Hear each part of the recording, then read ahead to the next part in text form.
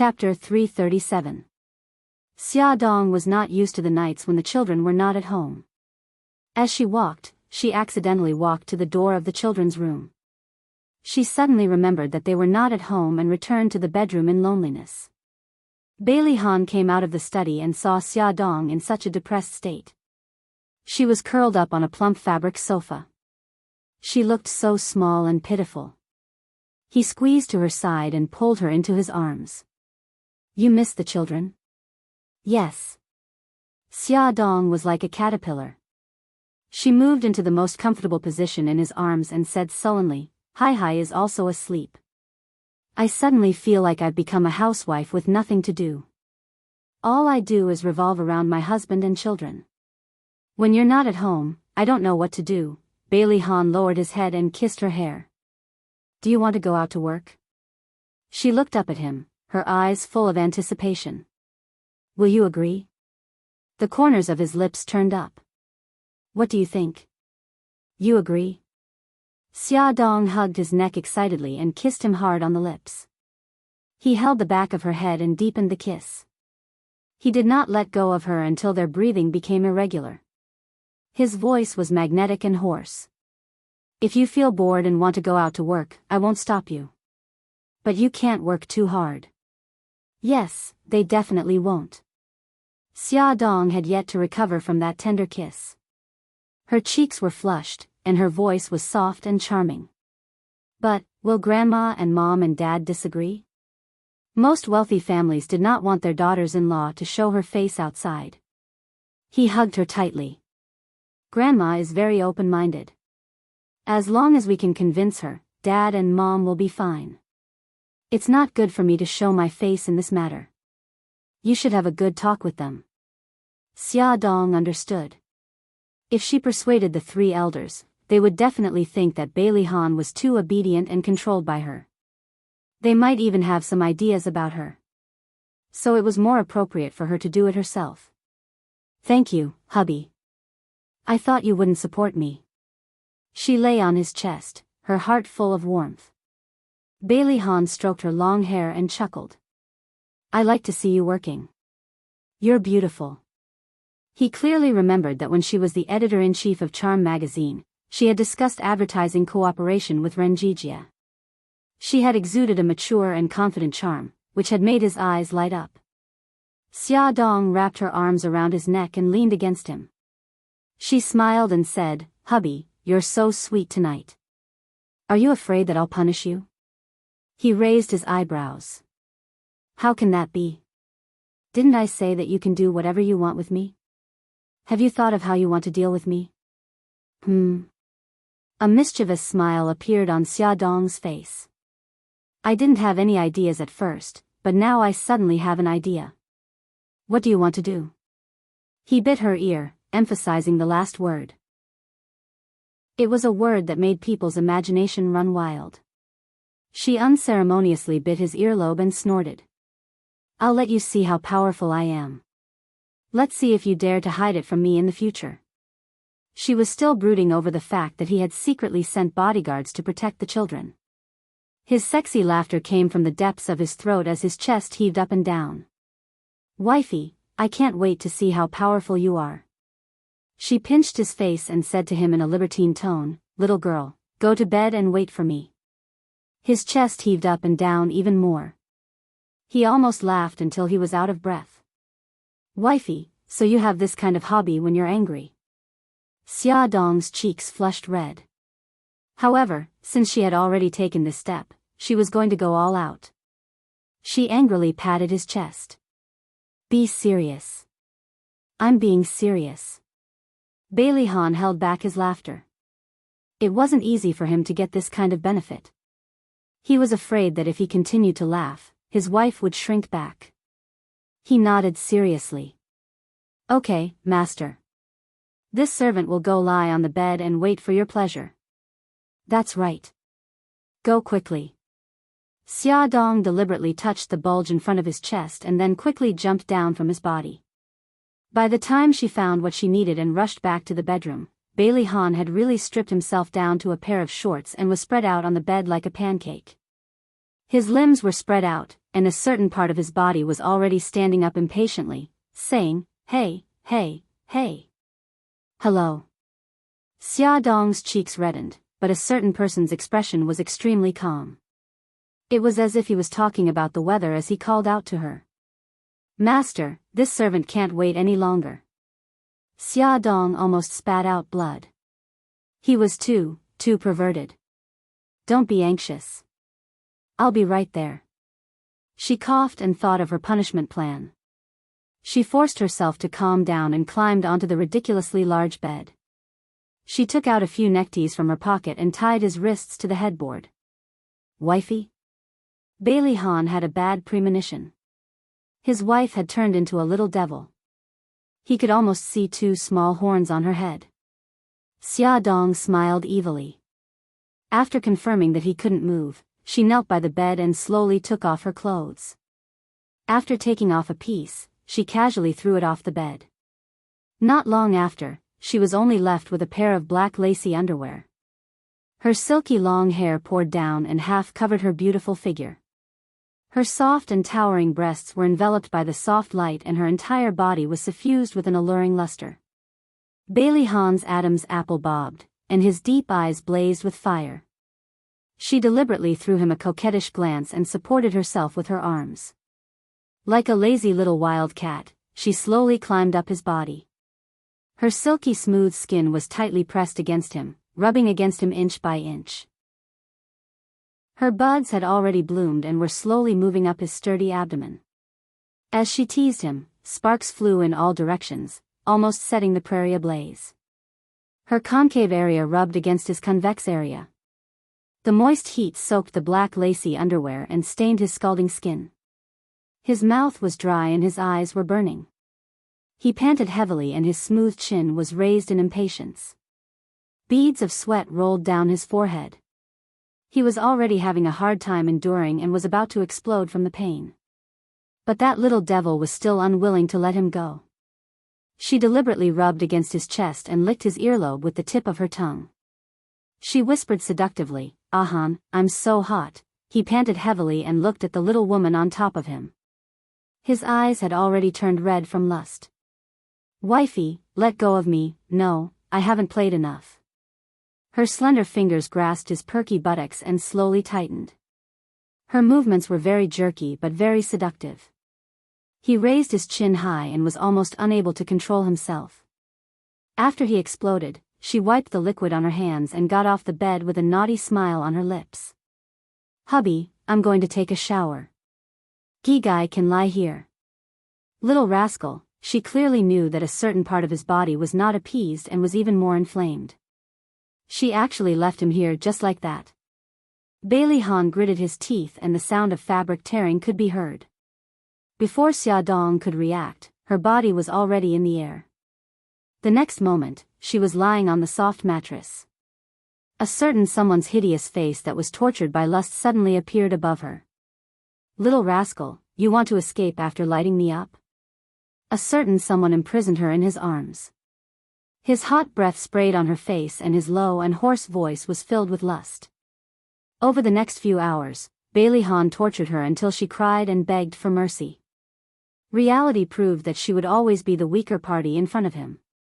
Even with the help of neckties and ropes, she could not succeed in her counterattack. This was what it meant to reap what you sow. The next day, Xiaodong rubbed her aching waist and came to the conclusion that made her cry. On the other side, the children in the kindergarten were extremely excited. They could finally leave this small mountain village and go home. After breakfast, the children dragged their small suitcases and ran happily to the minibus. Little Wingzy and his siblings walked at a leisurely pace at the back of the group. Lil Guai looked back at the village, her beautiful eyes filled with reluctance.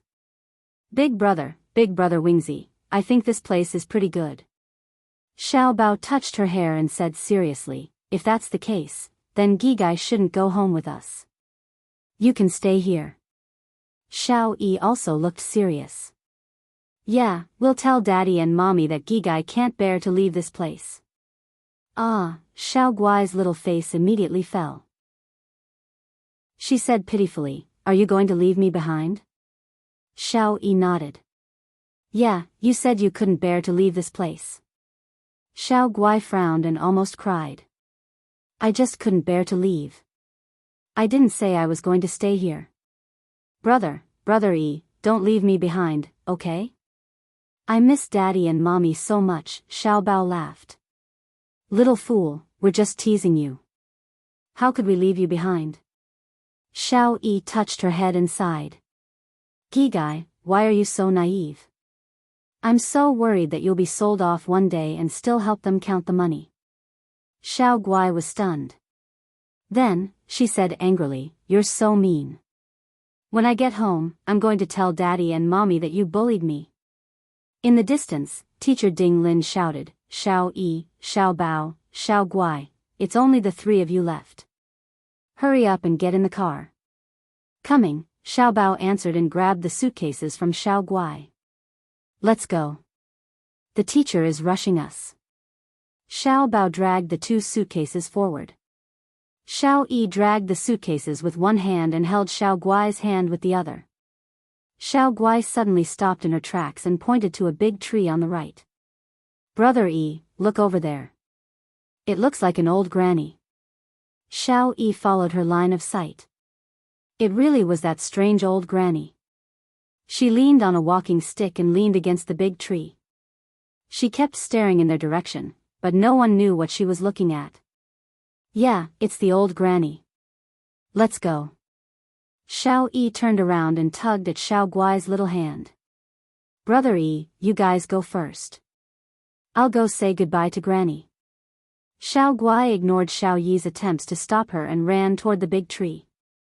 The old woman looked at Xiao Guai running over from afar with a hint of warmth in her eyes. Xiao Guai ran in front of her and smiled. Granny, we're leaving. Goodbye. The old woman touched her head and smiled kindly. Goodbye. The minibus drove far away. Xiao Yi looked back and saw the old woman standing beside the big tree, staring at them from afar. Ad Hongcha 866. Chapter 338. After returning home, the children told Xia Dong and Bailey Han about the old lady.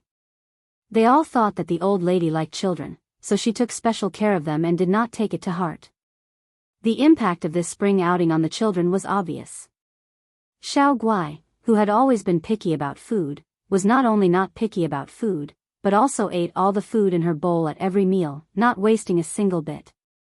Little Wingsy and Little Treasure both had the thought that they were not strong enough, so when Bailey Han announced that he had hired a coach to teach them martial arts, they cheered and jumped for joy. Their spirits were high as they looked forward to the arrival of April. Just as they were craning their necks and gazing into the distance, April stepped into the world with the warm spring breeze. The Taekwondo and Judo coaches also arrived as scheduled. Every morning at 6:00, the three little guys were dragged out of bed by Bailey Han with sleepy eyes and brought to the training room. At first, the three of them were not used to it. They stood weakly in the empty training room and yawned. Slowly, after they got used to it, they did not need to be called. When it was time, they would get out of bed and wait for the coach on the training field. Gigai was waiting for the coach. The day before the Qingming festival, Bailey Yun came back from the United States to visit Xiao Bao. In the afternoon, the plane arrived in City A. After he walked out of the airport, he looked at his watch and got into the car that his family's chauffeur had sent to pick him up. He did not go home directly, but asked the chauffeur to drive the car to the gate of Imperial Kindergarten. When the car arrived at the kindergarten, school had just finished. Xiao Bao and her siblings came out of the school gate and saw Bailey Yun leaning on the Rolls-Royce at a glance. He, who always valued his image, looked travel-worn. However, this did not detract from his handsome appearance and elegant temperament. He lazily crossed his arms, and there was a warm smile on his handsome face. He looked handsome and unrestrained. Many parents who came to pick up their children were attracted by his outstanding figure. Second uncle, Xiao Yi and Xiao Guai shouted excitedly and enthusiastically threw themselves at him. Xiao Bao pursed her pink lips. She lowered her head slightly and walked slowly at the back. Little guys, did you miss second uncle? Bailey Yun snorted on Xiao Yi's head, then picked up Xiao Guai and kissed her cheek. Finally, he looked at Xiao Bao, who was slowly walking towards him. After leaving City A after the Spring Festival, although Xiao Bao called him Daddy at the airport, he refused to call him every time he called, which made Bailey Yun very depressed. At this moment, the awkward child dawdled for a long time before approaching him. Bailey Yun placed Xiao Guai on the ground. He reached out his arm and pulled Xiao Bao, who was standing a meter away from him, over. He rubbed his hair hard and chuckled. "Son, Daddy is back. Don't you want to give Daddy a warm hug?" Xiao Bao puffed up his cheeks and turned his face awkwardly. "Oh, welcome back. Yo, you're really cold. I've been working overtime these past few days in vain, just to squeeze out a few more days to accompany you." Bai Lian's tone was lonely and bleak, just like a resentful woman who was despised by others. Xiao Bao could not help but turn to look at him. At such a close distance, he saw that his eyelids were slightly green and his eyes were bloodshot. It seemed like he had not slept well for a long time. Xiao Bao had a very complicated feeling in his heart. When he was not around, he would miss him, but when he really appeared in front of him, he felt helpless and did not know how to face him. In short, Xiao Bao accepted the fact that Bailey Yun was his father, but he was not used to interacting with him. His little eyes flickered, and his lips moved as he said dryly, You don't have to work so hard in the future." Bailey Yun was overjoyed by his seemingly caring words. He smiled and carried him up. "Son, I'll take it that you're concerned about me, ha ha ha." Xiao Bao's pink little ears were slightly red. While the father and son were talking about their feelings, Xiao Yi had already held Xiao Guai's hand, quietly retreated, and got into the car. "Son, did you miss me when I wasn't around?" Bailey Yun placed Xiao Bao in the Rolls-Royce and sat beside him. He smiled and said, "I missed you a lot." Xiao Bao said in a muffled voice, "It's okay, I didn't miss you a lot." Bai Lian cupped his heart and said with melancholy, "Son, you hurt my heart too much." Xiao Bao seemed to be used to having such a thick-skinned father. He did not feel embarrassed at all. Instead, he felt a little happy. Bailey Yun could stay in the country for 3 days this time. He planned to take Xiao Bao out to play during the Tomb Sweeping Day holiday to improve the relationship between father and son. On the day of the Tomb Sweeping Day, Xia Dong and Bailey Han brought Xiao Yi and Xiao Guai to visit their mother's grave. As if to celebrate the festival, it started to drizzle. The rain was very light, so there was no need to hold an umbrella. At most, it would be a little wet when it touched people. Xiao Yi and Xiao Guai each held a bouquet of lilies in their arms as the family of 4 walked on the tree-lined road. There were many people like them who were visiting the grave. They were in 2s and 3s, and their expressions were solemn or sad. Xia Dong did not expect to meet Su Yunxian's parents here. Su Bolin held Mrs. Su's waist as the two of them walked alone. They looked sad, and Mrs. Su's eyes were red. "Uncle, Auntie," Bailey Han greeted them politely. Su Bolin and his wife were stunned for a moment before they nodded. "You're here to visit the grave too?" Bailey Han turned his head to look at Xia Dong. "We're here to visit mother-in-law." The atmosphere was a little awkward. Ever since Su Yunxian's matter was exposed, the two families had completely fallen out and had not interacted for a long time. Su Bolin coughed and said, "Then go quickly. Don't delay." Bailey Han nodded politely. The family of 4 was about to leave when Su Bolin pursed his lips and suddenly said, "Ahan." Bailey Han turned around. "Uncle, is there anything else?" Su Bolin's eyes were filled with guilt. He hesitated for a moment before he slowly said, "I haven't had the chance to apologize to you and Xia Dong. Today, I want to apologize to you on behalf of Yun Xian. I don't expect you to forgive her, but I hope you don't hate her." Bailey Han said calmly, "Uncle, let bygones be bygones. Don't mention it again." Hating someone was actually a very difficult thing. Because of hatred, you always remembered the reason for your hatred. You remembered the pain that others had caused you. Every time you recalled it, it was like you were being dismembered. In front of Xia Ling's tombstone were flowers that the children had presented to her. Xia Dong went forward and squatted in front of the tombstone. She stared at the small photo on the tombstone and said gently, "Mom, Xiao Guai's illness has been cured. Ahan and I have given you a little grandson. Are you happy?" "Mom, Ahan is very good to me. We live a very happy life. You can rest assured in heaven." Every time Xia Dong came to visit her mother, she felt bad. She felt that it was unfair for her mother. She felt that it was a pity that her mother did not have a good day. Her nose was sour and her eyes were moist. Bailey Han helped her up from the ground. He stared at Xia Ling's photo with a serious expression and said, "Mom, don't worry. I will take good care of Xia and the children." While they were reminiscing about Xia Ling, they did not know that a thin figure was hiding behind the tombstone behind them. Every word they said fell into her ears. Her thin shoulders trembled slightly as if she was suppressing something. "Honey, let's go." Bailey Han put his arm around Xia Dong's waist and beckoned the two children to follow. The figure could not help but straighten up. She looked past the tombstone and greedily wanted to take a few more glances at them. Unexpectedly, she had squatted for too long, and her legs were already numb. In addition, her right leg was not flexible to begin with. As her body leaned forward, she stumbled and bumped into the fruit plate in front of the tombstone. The fruit plate fell over with a clang, and the apples inside rolled out. "Hey, I think I heard something." Lil Guai and little Wingzy held hands as they walked at the back. Lil Guai's ears were sharp.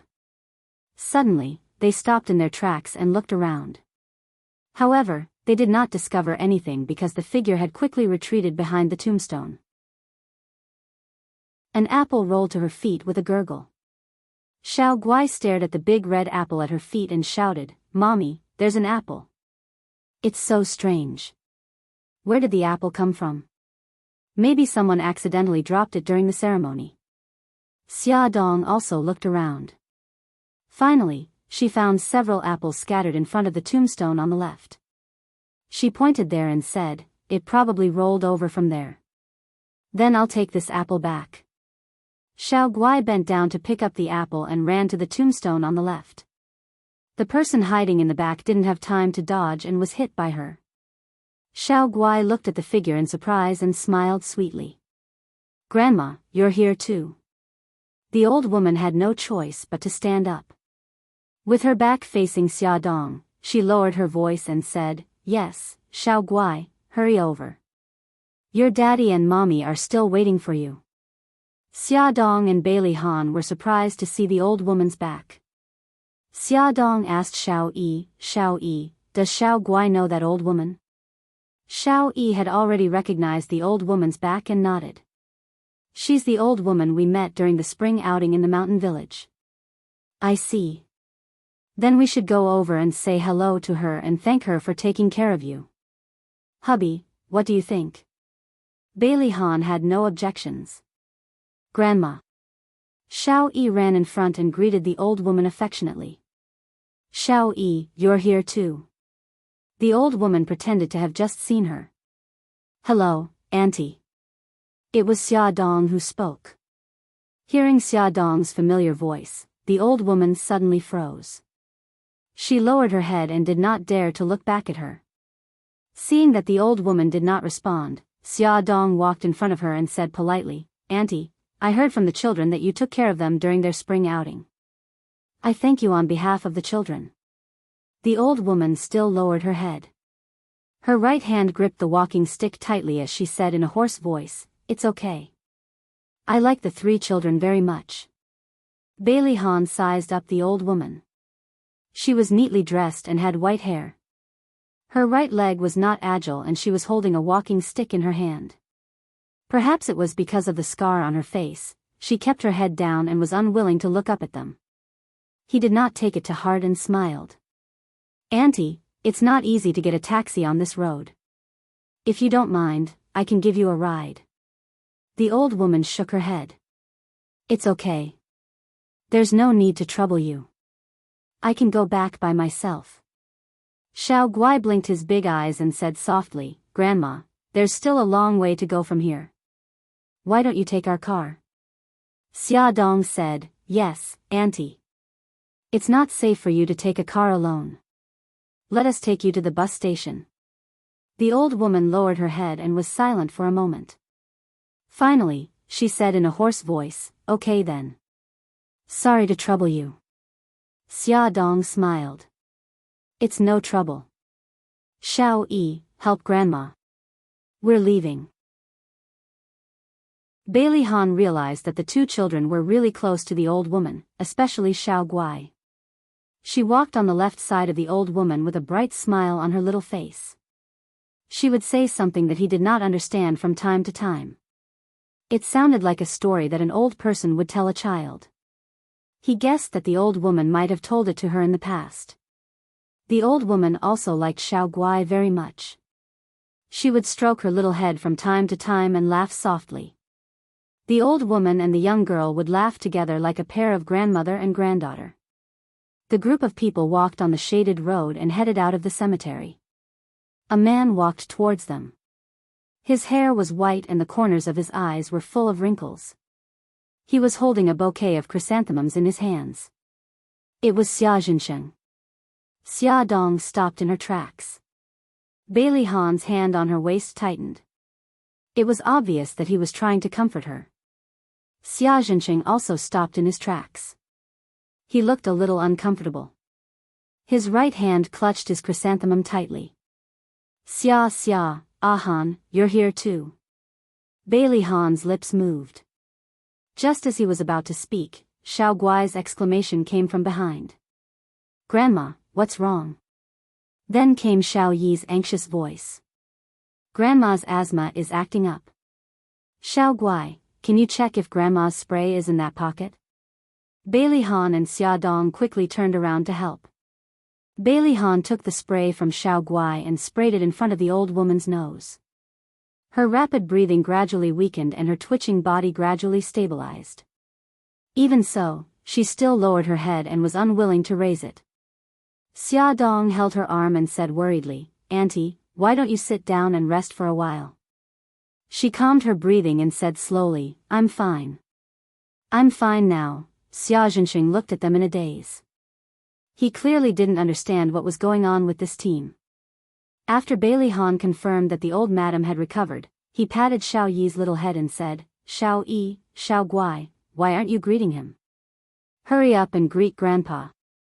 The two children's first reaction was to look at Xia Dong's expression.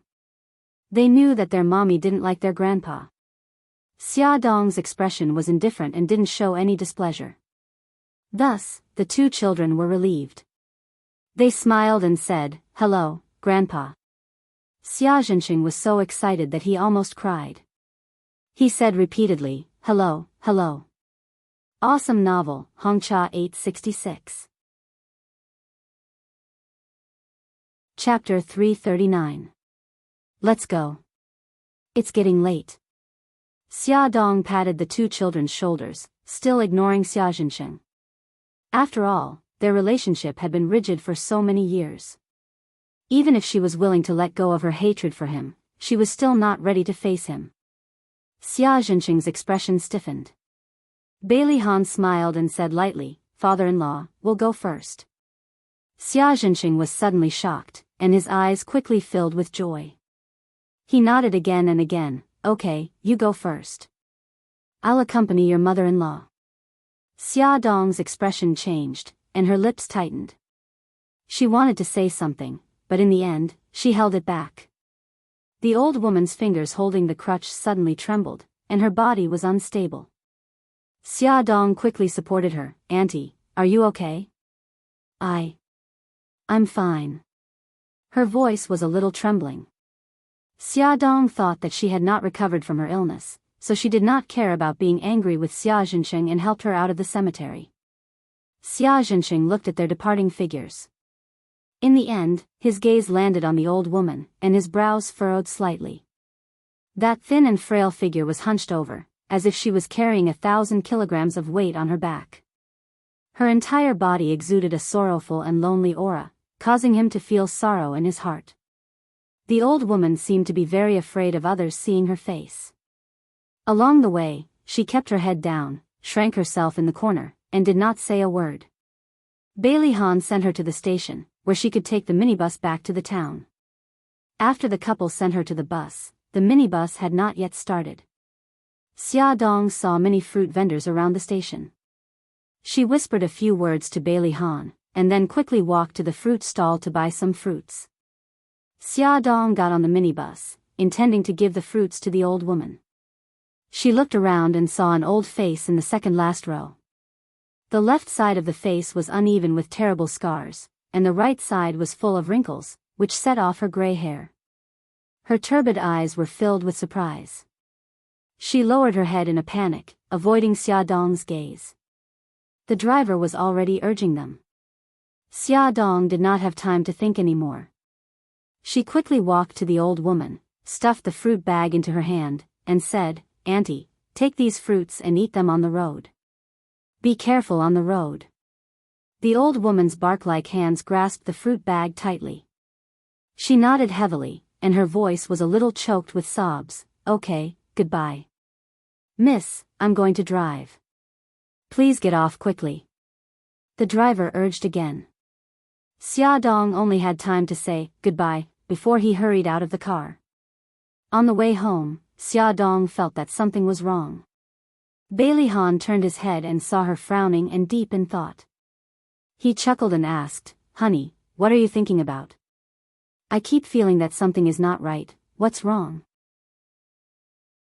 Xia Dong suddenly turned to look at him and said seriously, "Honey, that auntie, she lived 50 or 60 kilometers away from a city. Why did she come here to visit the grave?"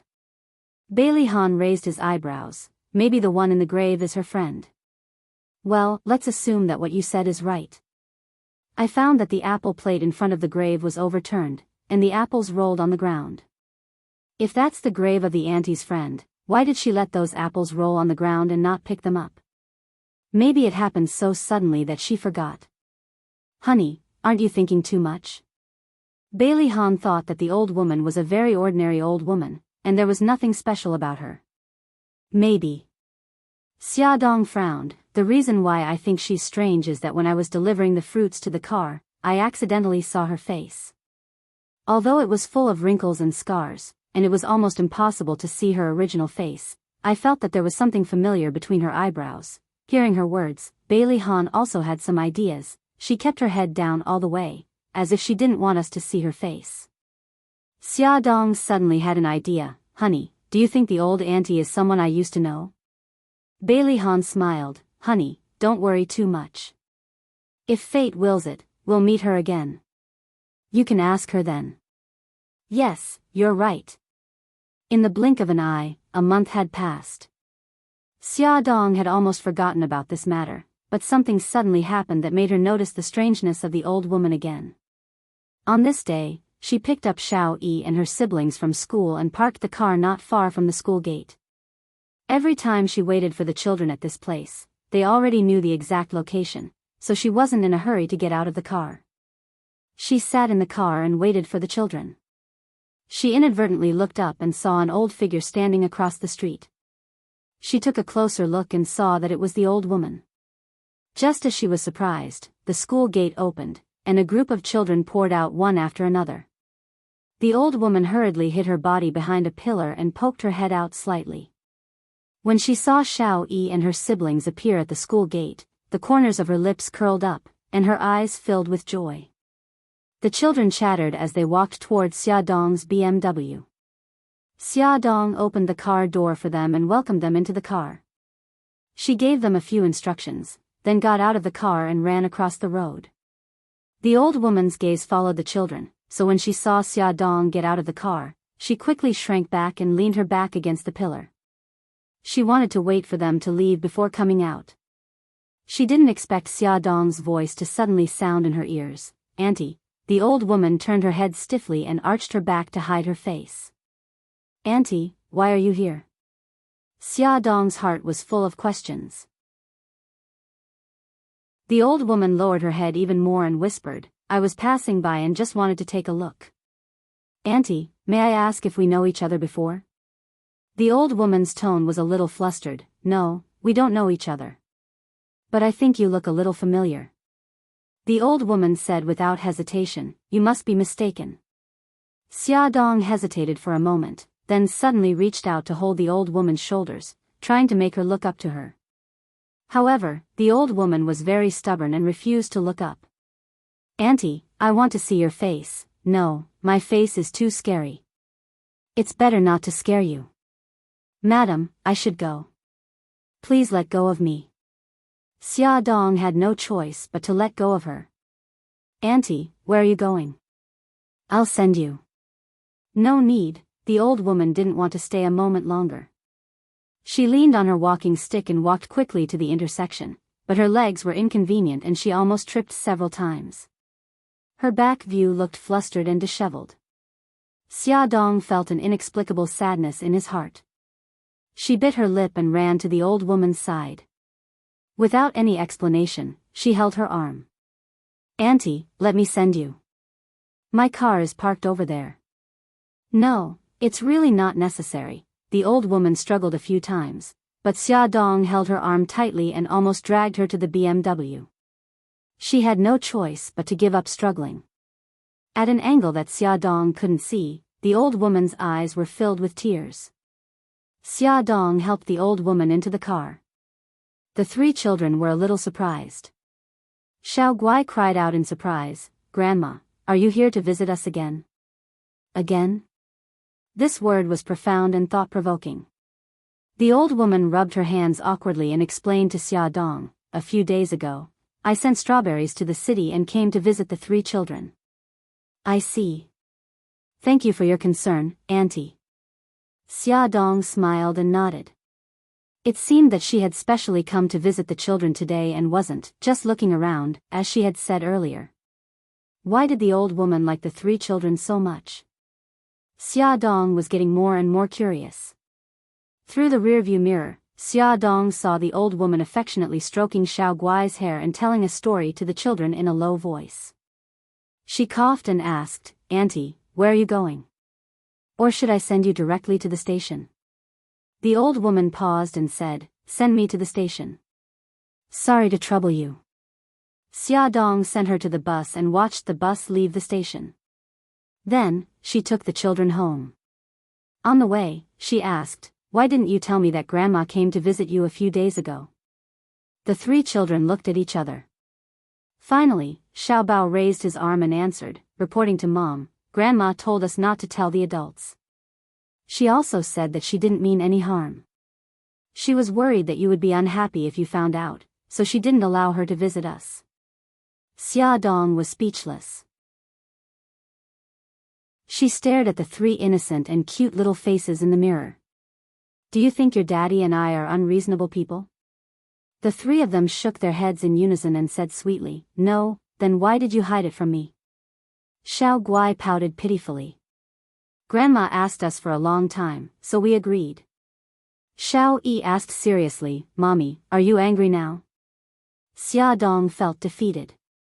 Forget it, I'm not angry. Xiaodong had an idea. She wanted to investigate the old woman's identity. Although she could tell that the old woman didn't mean any harm, she felt that the old woman was hiding something from her. That night, she went to Xiao Bao's place to ask about the old woman's address. Xiao Bao drew a simple map for her and said, Mom, are you really going to Grandma's house? Yes, I feel that Grandma is hiding something from us. I want to find out. Okay then. Mom, if you're lost, you can ask anyone about Fu Qinghai's house. You'll find it. Fu Qinghai? Yes, that's Grandma's husband's name. Oh, by the way, I haven't asked. What's Grandma's name? Xiao Bao scratched his head in frustration. I don't know either. As a junior, who would ask an elder's name in front of them? That would be rude. Xiaodong patted his shoulder in amusement. It's okay. When I get there, I'll ask anyone and I'll find out. Attention, Hongcha 866. Chapter 340. Xiaodong reported her plan to Bai Han. Before Bai Han approved it, he made a request. He wanted to send her bodyguard, Ling Shui, to go with her. "Hubby, I'm not going into a tiger's den. Isn't it a little too much to bring a bodyguard?" Xia Dong was speechless. Bailey Han pretended to be serious. "It's not an exaggeration at all. As long as you're more than 10 kilometers away from me, you have to bring a bodyguard." Xia Dong was completely in awe of him and bared her teeth like a wild kitten. "President Bailey, it's safer if you just put a metal chain around my neck." He stroked his chin in a serious manner. "Wifey, your suggestion is worth considering." She pounced on him and rubbed his cheek. "You actually dare to consider it? I'll prepare handcuffs and handcuff you first." He caught her mischievous little paw and held it tightly in his palm. His sexy lips curved into a mischievous smile. "Handcuffs, candles, a whip. Wifey, I didn't expect you to have such a strong taste. But since you like it, I'll play with you. Let's try it tonight, okay?" She would never be his match in terms of shamelessness. He suddenly turned over and pinned her under his body. His deep eyes were filled with tenderness as he supported himself with his arms beside her body. His scorching gaze almost burned her to ashes. Her back was pressed tightly against the desk and her fingers were gripping the edge of the desk uneasily. "Hubby, this is the office," she mumbled. Her seductive lips opened and closed and his eyes were about to burst into flames. However, he still had a faint smile on his face. "So?" His hand had already reached under her shirt and was quietly invading her territory. She couldn't help but tremble. Her fingers clasped his arm tightly and she muttered, "You're a disgrace to the gentleman." A low and magnetic laughter came from the depths of his chest. He suddenly carried her up and walked quickly to the lounge. "I won't anymore." An hour later, she was blushing and hiding under the blanket. She was curled up like a caterpillar and refused to come out. She had only come to the company to discuss some matters with him during his lunch break, but she was abducted to the bed by him. Her willpower was too weak. Bailey Han stood by the bed, neatly dressed. There was a relaxed smile on his handsome face, and his eyebrows were raised. That was the unique high-spirited feeling that came after a satiated meal. He bent down and hugged the bulging blanket in his arms. He chuckled softly. "Tired?" She arched her body like a little bug and accurately found the position of his chest. She leaned her little head against it and muttered in a muffled voice, "How am I going to get out later?" When she came to find him, she was wearing one set of clothes. The two of them stayed in the office for more than an hour, and when she left, she changed into another set of clothes. Even a fool could guess what they did. "Come out, don't be bored." Bailey Han pulled the blanket down from her head. Her cheeks were flushed, and she still looked charming. Her eyes were watery and lively. He rubbed her soft hair affectionately. "Just walk out like this. No one will dare to laugh at you." Tears welled up in her eyes. "They just won't laugh in front of me." She believed that such a good source of gossip would be unforgivable if she didn't spread it everywhere. "Don't mind what others think. As long as we live comfortably, it's fine." Bailey Han lowered his head and kissed her forehead. He comforted her gently. "If you don't want to go out alone, I'll accompany you downstairs." She quickly shook her head. "That will only make things worse. I'll face it alone." She pushed his chest. "Don't you still have a meeting? Hurry up and go." He looked up at her. His eyes were filled with tenderness. The corners of his lips curled up. "Are you sure you'll be fine by yourself?" Hearing him say that, she felt a little embarrassed. "It's fine. I was just casually complaining. Hurry up and go do your work. Don't worry about me." He caressed her face gently.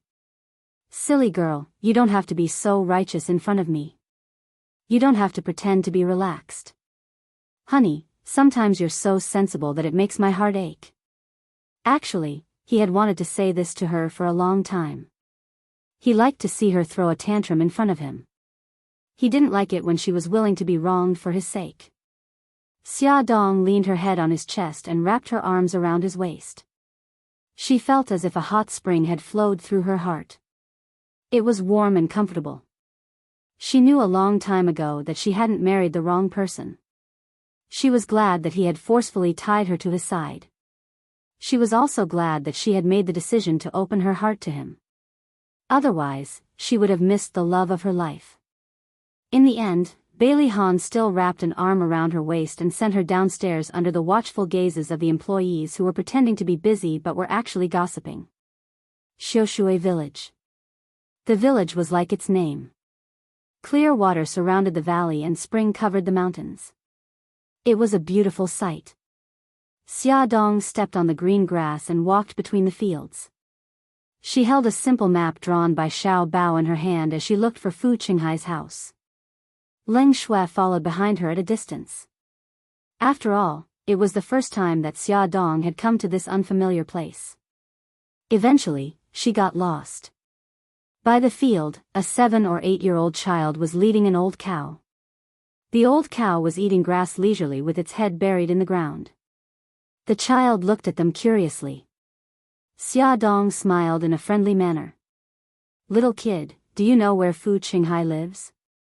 The child nodded shyly and pointed at the hill. "Go over this hill and turn right. You'll see a brick house. That's Grandpa Fu's house." "Little kid, do you know the name of Grandpa Fu's wife?" The child shook his head.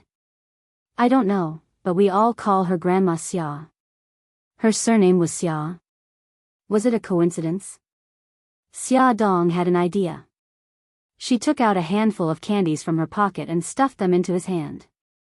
"Thank you, little kid." The child smiled embarrassedly. "You're welcome, Auntie." "Thank you for the candies." Xia Dong smiled and stroked his head. She walked in the direction he pointed. After climbing over the hillside, what came into view was a lush green vegetable field. A few peasant women were picking vegetables in the field, chatting and laughing about family matters. Xia Dong did not forget the purpose of her visit. She walked to the field and smiled at them. "Big sister, sorry to disturb you. May I ask if Fu Qinghai lives here?" The women looked up at her at the same time. One of them pointed at a house in the distance and smiled honestly. "Yes, it's over there." "Okay, thank you." Xia Dong followed her gaze and looked at the house. She smiled and said, "Big sister, may I ask what the name of Fu Qinghai's wife is?" The women exchanged glances with each other and began to discuss among themselves. Finally, someone said, "We only know that her surname is Xia, and we've always called her Big Sister Xia. We really don't know her full name." Xia Dong found it unbelievable. How could someone live here alone for so many years and not know her full name? Another woman added, "Fu Qinghai's family didn't live here originally. They moved here more than 10 years ago." "Actually, we don't know much about their family," Xia Dong nodded. "Big sister, do you know if they have any relatives?" The big sister looked at her in confusion. "Who are you? Why do you keep asking about their family?" Xia Dong smiled. "It's like this. Our children came here for a spring outing more than a month ago. Auntie Xia took special care of the children, so I came here to thank her." The big sister was relieved. She smiled and said, "I see. The Fu family doesn't seem to have any relatives. Other than the neighbors, they rarely interact with others." Someone said, "They have a son, but he's a good-for-nothing." "Hey, Auntie Wang, don't tell anyone about those things. I'm just saying it casually." Xia Dong didn't get much information from them. It seemed that Fu Qinghai's family was quite mysterious. In front of her was a one-story red brick courtyard. The courtyard door was closed. Xia Dong raised her hand and knocked on the door. "Is anyone home?" She called a few times, but no one answered. She only heard the sound of dogs barking in the courtyard. It was morning now, so they might be working in the fields. Xia Dong thought of the strawberry garden that Xiao Bao mentioned. She asked a few people on the way and successfully found the Fu family's strawberry garden. Outside the greenhouse, an old couple was busy packing strawberries. The old woman sat on a low chair and packed the strawberries while Fu Qinghai bent over to carry them. Xia Dong went forward. "Uncle, Auntie, sorry to disturb you." The old woman acted as if she didn't hear her and continued with what she was doing. Fu Qinghai put down the box in his hands and turned around. He was slightly startled when he saw a young and beautiful woman standing in front of him. Then, he seemed to have thought of something and his face turned pale. Xia Dong was also looking at Fu Qinghai. Although his face was full of wrinkles, she could vaguely see that he looked like a young man. Just like the old woman, he gave her a very familiar feeling. Where had she seen him before? Fu Qinghai forced himself to return to normal and coughed. "Who are you looking for?" Xia Dong put the 2 gift boxes on the ground and said with a smile, "Uncle, I'm Xiao Yi and her sibling's mother. You and Auntie took care of the children last month, so I'm here to thank you." Fu Qinghai rubbed his hands uncomfortably. He glanced at the old woman and said, "You're too polite. My wife doesn't like strangers, so don't mind her. Let's go home and have a cup of tea. Stay for lunch." Xia Dong came to find out more about the situation, so she didn't refuse. She smiled and said, "Uncle, let's finish this first. I'll help you." "No need, no need. I'm not in a hurry anyway. Wife, hurry up and accompany the guests home. I'm going to town to buy some groceries." "Uncle, a simple meal is fine."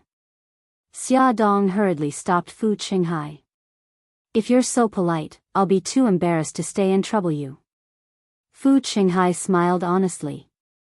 "Daughter, you don't know, we don't have any relatives. It's rare to have guests, so we're happy. It's only 100 meters from town, so it's very convenient. You and my wife go home first. I'll be back soon. Daughter, come with us."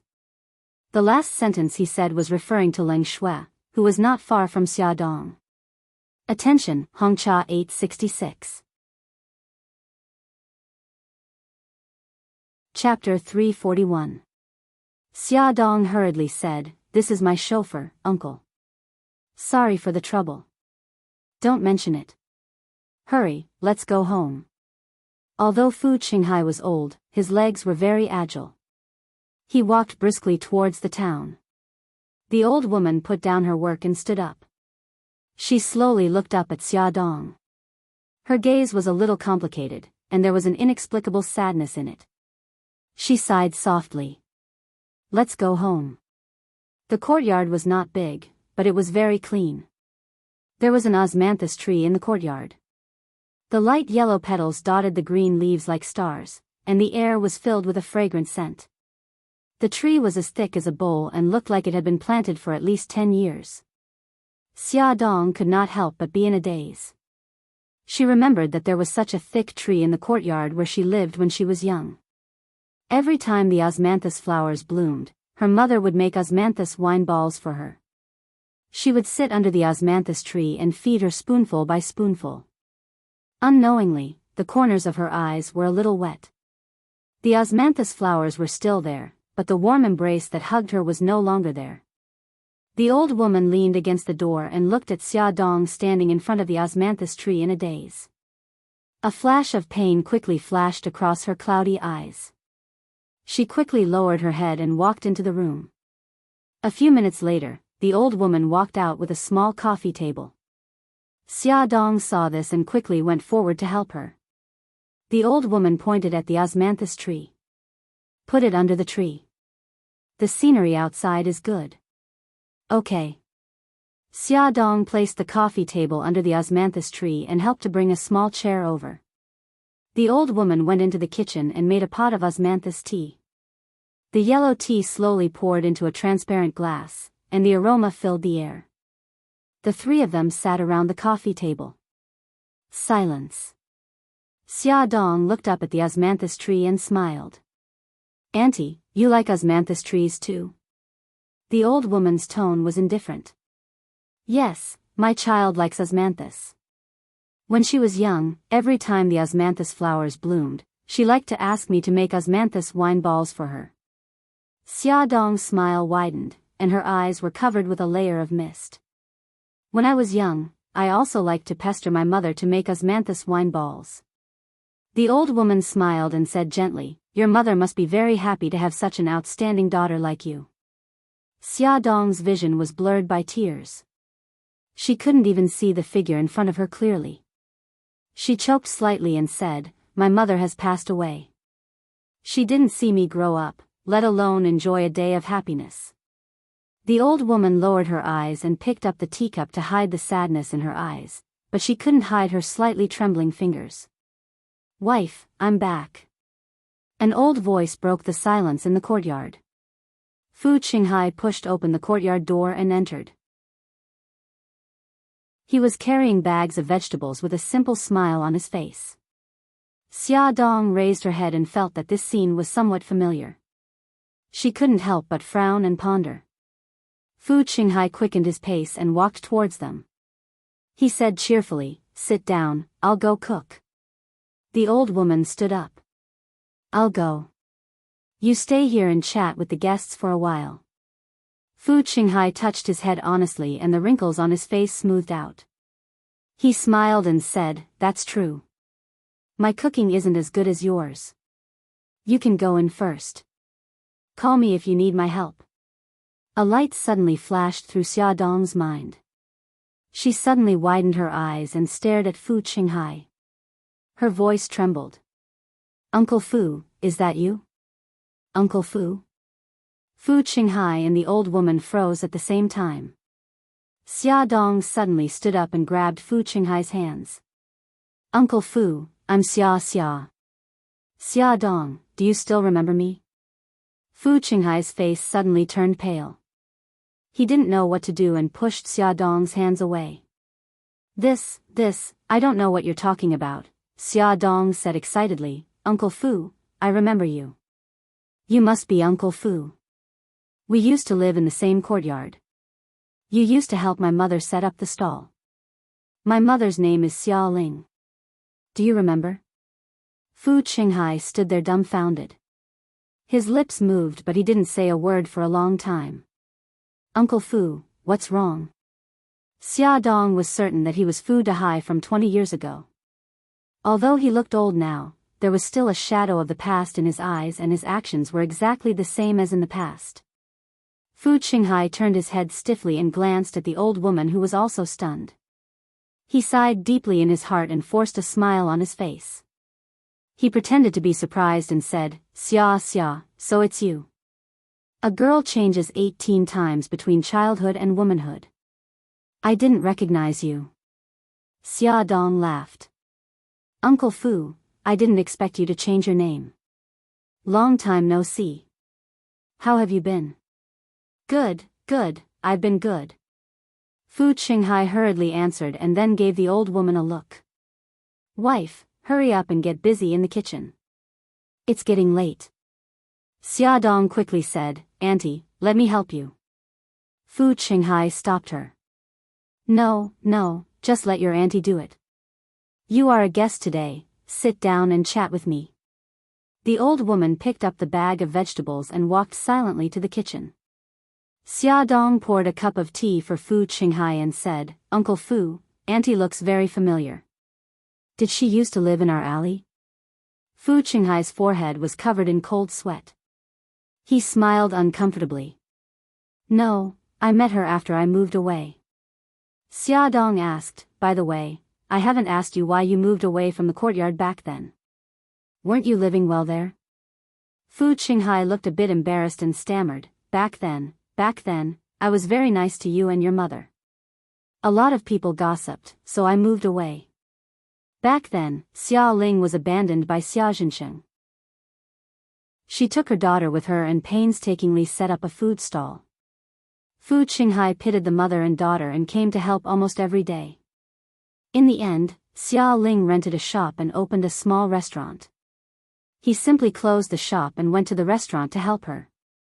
At that time, they worked under the same roof and lived in the same courtyard. It did attract a lot of criticism. Even the young Xia Dong thought that he would become her stepfather. But at that time, he suddenly moved away from the courtyard. Not long after, Xiao Ling's restaurant was smashed. Not long after, she set a fire and burned herself to death in her room. From then on, Xia Dong had never seen Fu Qinghai again. She did not expect to see him today. She had mixed feelings. She was happy and sad because when she saw Uncle Fu, she could not help but think of her mother. Fu Qinghai coughed and interrupted Xia Dong's memories. Xia, how have you been all these years? Xia Dong smiled.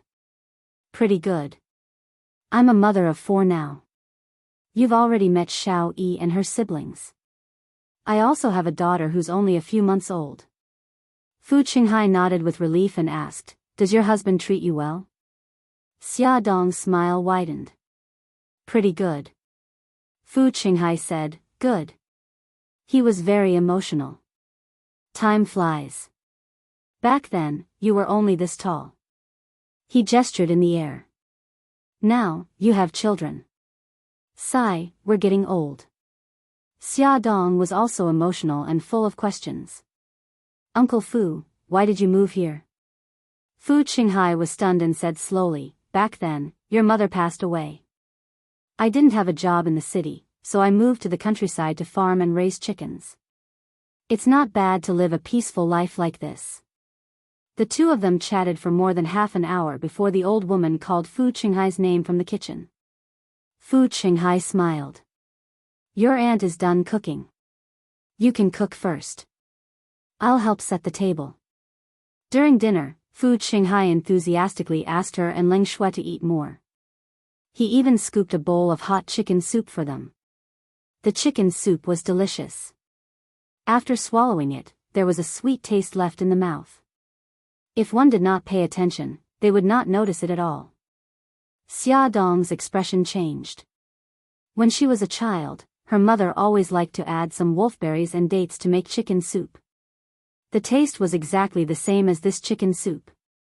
Even though she had not drunk it for many years, she still remembered this familiar taste.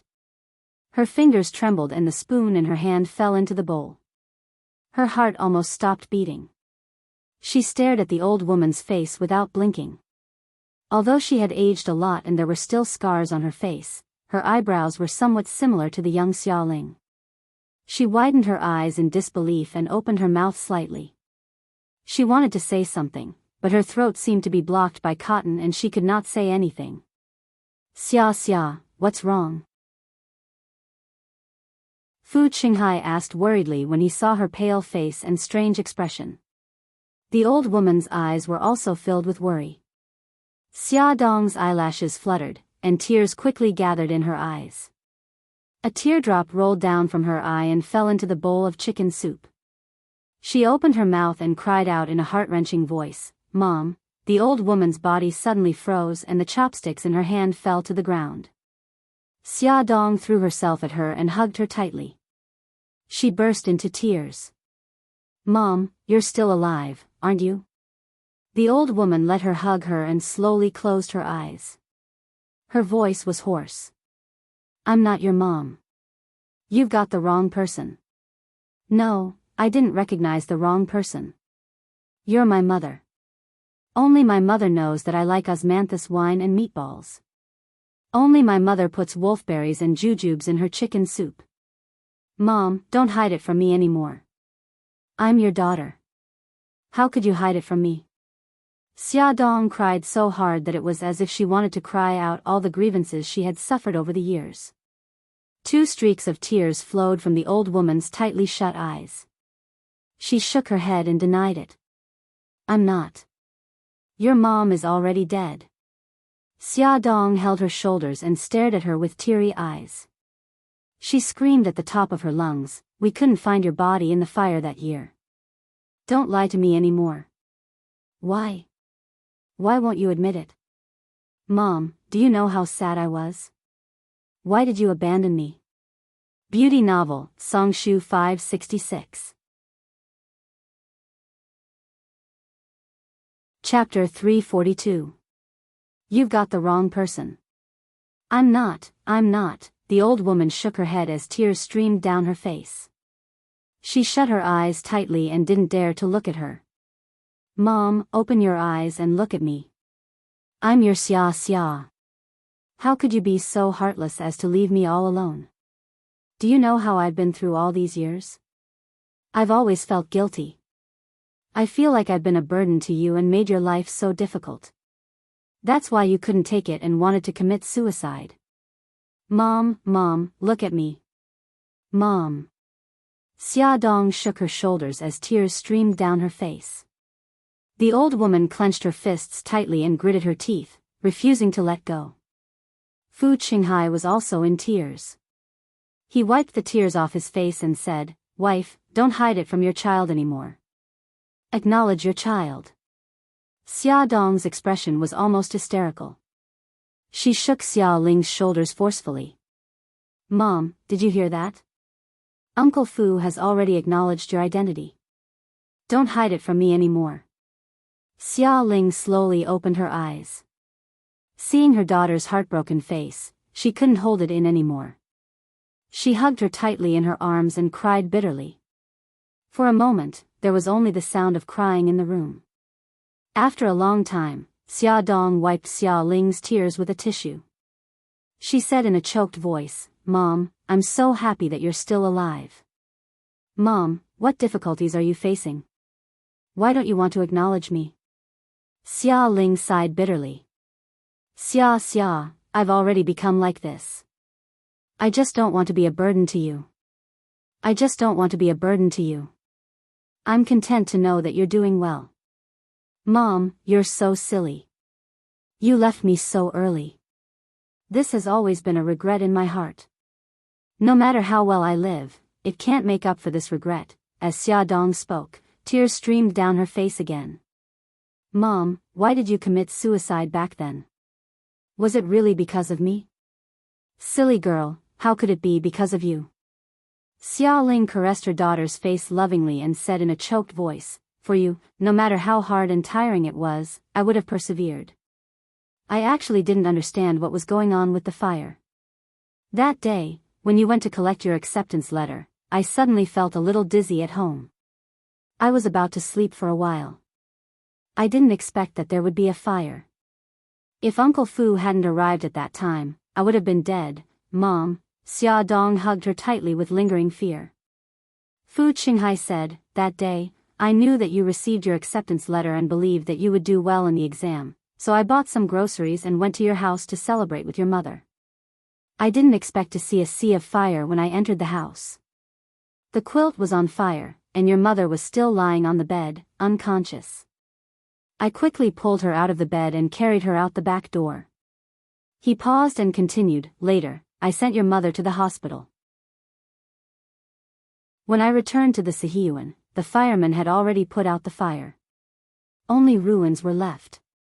I looked for you for a long time, but I couldn't find you. So I went back to the hospital to take care of your mother. When I heard that your mother had committed suicide by setting the fire, I realized that something was wrong. I wanted to clarify the rumors, but your mother stopped me." Xia Ling sighed and added, "At that time, my face was burned and my legs were crippled. Because I inhaled too much carbon dioxide and dust, it caused a serious lung infection. I thought I wouldn't live for more than a few days, and that I would die sooner or later. It was better for you to accept the reality of my death as soon as possible. Xia, don't blame me. I just didn't want to implicate you. How could a teenage girl take care of a seriously injured mother?" Xia Ling hid it from Xia Dong because she didn't want to implicate her daughter.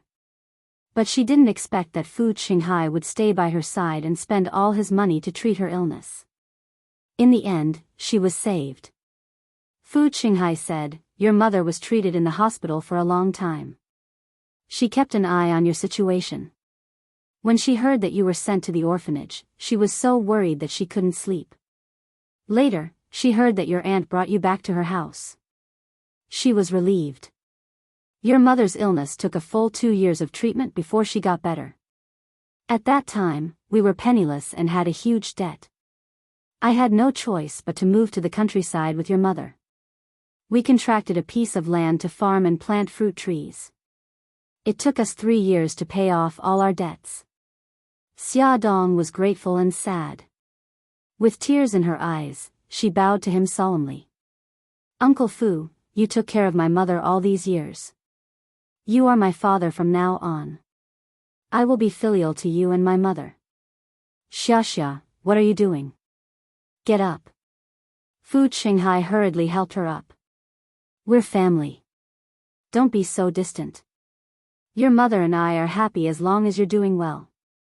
Xia Dong was so touched that tears fell from her eyes.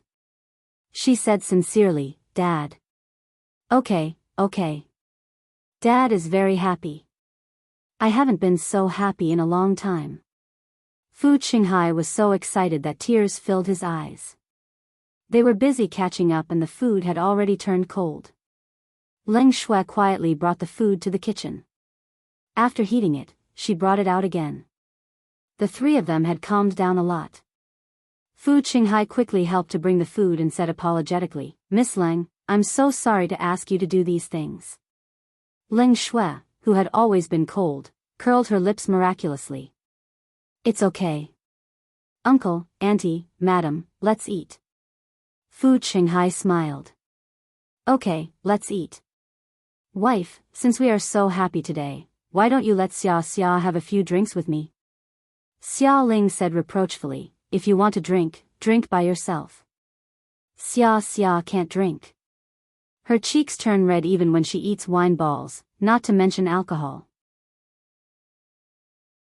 Fu Qinghai laughed heartily. That's true. Then I'll drink by myself. Miss Leng, do you drink? Leng Shui said politely, Uncle, I can't drink. I have to drive later. Fu Qinghai patted his head. Look at my memory. I almost forgot. When it was almost dusk, Xia Dong reluctantly said goodbye to Xia Ling and her husband. The two of them sent her to town. Xia Ling held her hands. Xia, live well with Bailey Han. Don't worry about us. Mom, Dad, take care. I'll come back to visit you soon. Xia Dong hugged Xia Ling. The car had already driven far away, but Xia Dong could still see the two of them standing by a tree outside the village, staring at her. She couldn't help but feel a lump in her throat. Halfway through the journey, Bailey Han called. His voice was full of concern. Honey, why aren't you home yet? Did something happen? Xia Dong smiled and said softly, I'm already on the way. I'll be home in about half an hour. Honey, I have good news to tell you. Bailey Han stood by the balcony with his phone in his hand. He looked at the dark sky and listened to her slowly tell him what had happened. The expression in his deep eyes changed many times. There was shock and heartache, but in the end, it all turned into thick warmth. He couldn't wait to appear in front of her and hold her in his arms. His lips curved into a warm smile. Honey, next time, I'll go with you to visit mother-in-law and father-in-law.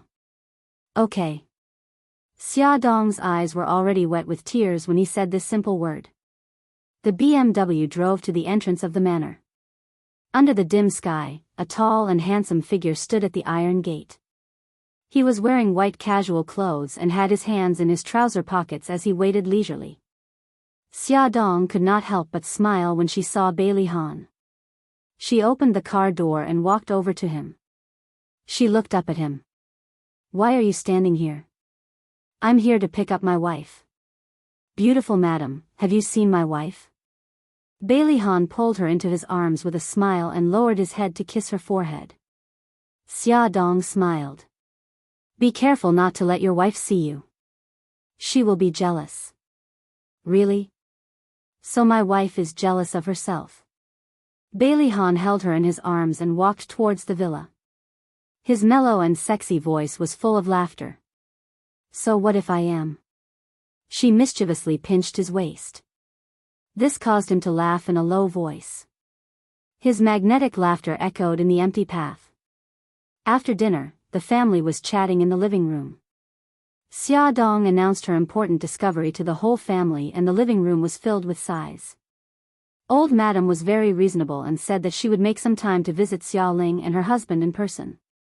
Xia Dong knew that Old Madam was old and could not stand the long journey, so she planned to invite her mother and Uncle Fu to the house.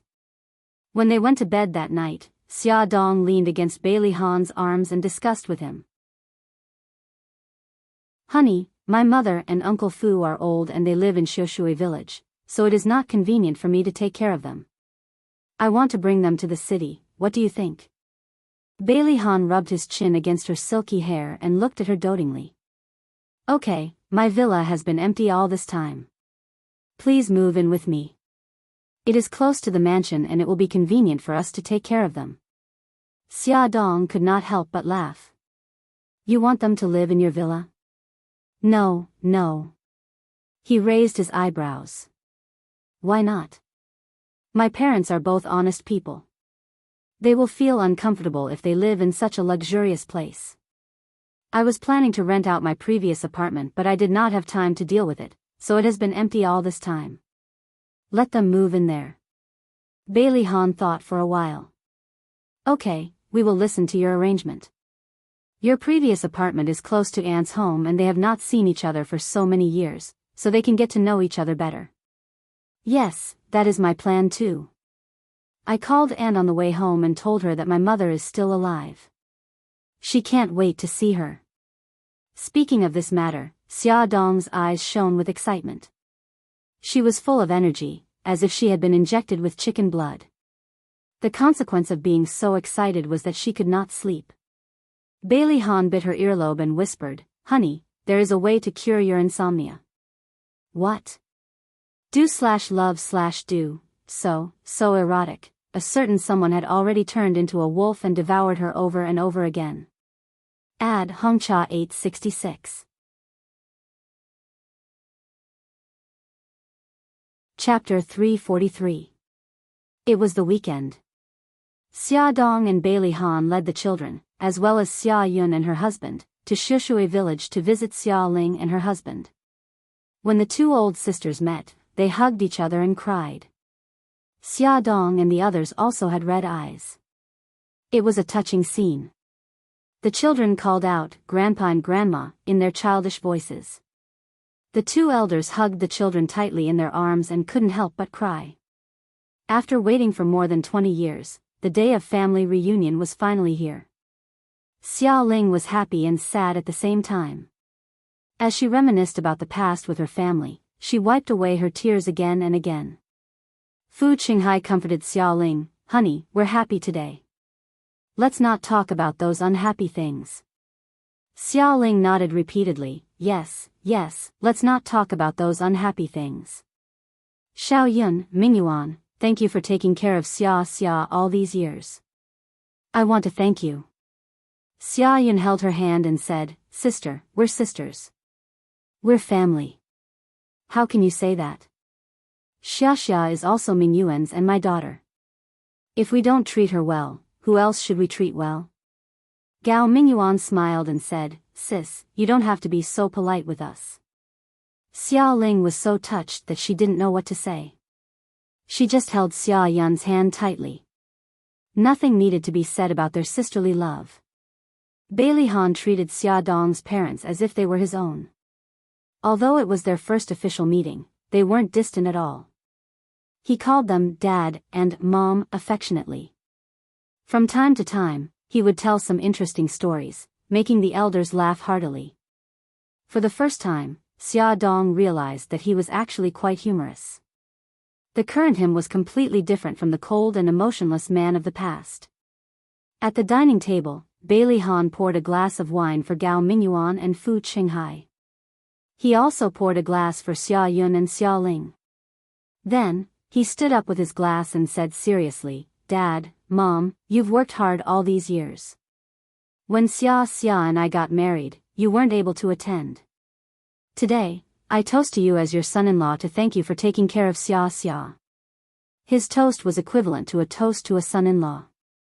After drinking it, it meant that the parents acknowledged him as their son-in-law.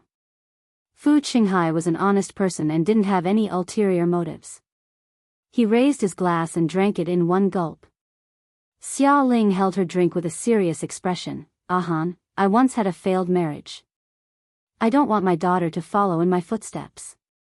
Can you promise that you'll treat my daughter well for the rest of your life? In front of the children, her aunt and uncle, Xia Dong felt a little uncomfortable and secretly tugged at Xia Ling's clothes. Bailey Han's lips curved into a smile. His deep gaze landed on Xia Dong and he said slowly, "Mom, it's better to do well than to say well. I will use my actions to prove to you that Xia will never regret marrying me. In this lifetime, I, Bailey Han, will never have another woman besides Xia Dong." "Alright, I'm relieved to hear that." Xia Ling nodded her head in satisfaction before downing her drink in one gulp. After dinner, Xia Dong and Xia Yun helped Xia Ling clean up the dishes. Xia Ling smiled and said, "Xiao Yun, you should rest. Let Xia help me clean up." Having received her mother's approval, Xia Dong was overjoyed. She cleaned up the dishes and wiped the table. Xia Ling couldn't help but laugh when she saw how happy she was. Silly girl. She's so happy even when she's working. Xia Dong laughed happily. "Mom, you have no idea. I've dreamed of cooking and washing dishes with you like this for many years." "Really?" Xia Ling smiled and the wrinkles on her face relaxed. Today was the happiest day of her life in more than 20 years. "Of course it's true." Xia Dong finished washing the dishes and wiped her hands. She hugged her mother's arm and leaned her head on her mother's shoulder. "Mom, I still want to eat your osmanthus wine balls. I've been thinking about it for many years." Xia Ling poked her forehead and teased, "I think that's the main point." "Mom, it's good that you know. Don't expose me. You silly girl." Under the sunlight, the figures of the mother and daughter snuggled up to each other were projected on the window glass. It was warm and refreshing. In the courtyard, Bailey Han was sitting around the coffee table with a few elders and chatting. Most of the time, it was Fu Qinghai and Gao Mingyuan who were talking while Xia Yun played with the children. Bailey Han didn't feel bored. Instead, he listened attentively and occasionally interrupted to express his opinion. Fu Qinghai and the others liked such a polite young man like him. Through the window, Xia Ling saw Bailey Han listening with a smile. She patted Xia Dong's arm and laughed softly. "Han is such a good child. Mom doesn't have to worry about you anymore." Xia Dong helped her to a chair by the window and smiled. "Then why did you make things difficult for him just now?" "Oh, why? Do you feel bad for him?" Xia Ling poked her forehead with her finger. "Silly girl, I did it on purpose. I made him promise in front of us to let him know that you still have the support of us elders. If he dares to bully you, we definitely won't let him off." Xia Dong hugged her arm. "Mom, he won't. I believe that he will treat me well for the rest of his life." Xia Ling's eyes dimmed and she smiled bitterly. The phrase, "the rest of your life," sounds simple, but it's actually very difficult. How many people give up halfway? And how many people forget their vows of eternal love? Xia Dong knew that she was thinking about her marriage with Xia Zhensheng. She hugged her tighter and said gently, "Mom, since I've made my choice, I have to believe in him." Xia Ling stroked her hair and the dimness in her eyes faded. She smiled and said gently, "My daughter has grown up and is sensible." Xia, you're right. Since you've made your choice, you have to believe in him and live well with Han." Xia Dong's eyes were smiling as he replied, "Yes." The mother and daughter leaned against each other quietly for a while. Then Xia Dong thought of something and said, "Mom, do I have a younger brother?" Xia Ling sighed. "Yes, your Uncle Fu and I have a child called Fu Wei. He's already 16 years old and he's working in the city." She sounded helpless. Xia Dong looked up from her arms. "Mom, did something happen to Wei?" Xia Ling shook her head and looked troubled. Wei is too disobedient. He doesn't like to study and dropped out of school in junior high. He has a bunch of bad friends and is always causing trouble. Your Uncle Fu and I have a headache because of him. We don't know what to do with him. Fu Wei was their son. When he was young, he was spoiled. Coupled with the bad boys in the village, he learned how to lie from a young age. He skipped classes every day and went to the internet cafe and arcade. The couple did not know about those things, and Fu Wei was able to fool them with a few words. It was not until he got into a fight with a classmate and the teacher invited them to the school for a parent-teacher meeting that they realized the seriousness of the matter. However, it was already too late. Fu Wei was given a few serious demerits by the school, and if he made another mistake, he would be expelled. The naughty boy was beaten up by Fu Qinghai, but he was still disobedient. He hung out with the gangsters outside the school and robbed the rich students in the school. After his deeds were exposed, he was persuaded to leave the school by the teacher, and no matter how Fu Qinghai pleaded, it was useless. Fu Qinghai and Xia Ling's hair turned white at that time. Fu Qinghai had planned to transfer Fu Wei to another school, but Fu Wei refused to go to school and ran away from home to work in a city.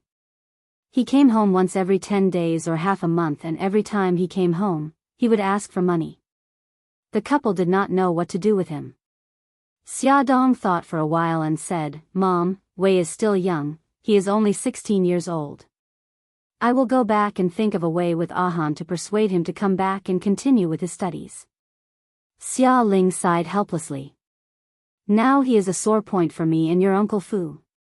Xia Dong comforted her and said, "Mom, there is one more thing I want to discuss with you." "What is it? Tell me." "Well, you and Uncle Fu are both old and need someone to take care of you. Ahan and I want you to move to the city. I have a 3-bedroom apartment in the city. It is just big enough for you and Wei to live in, and it will be convenient for us to take care of you. What do you think?"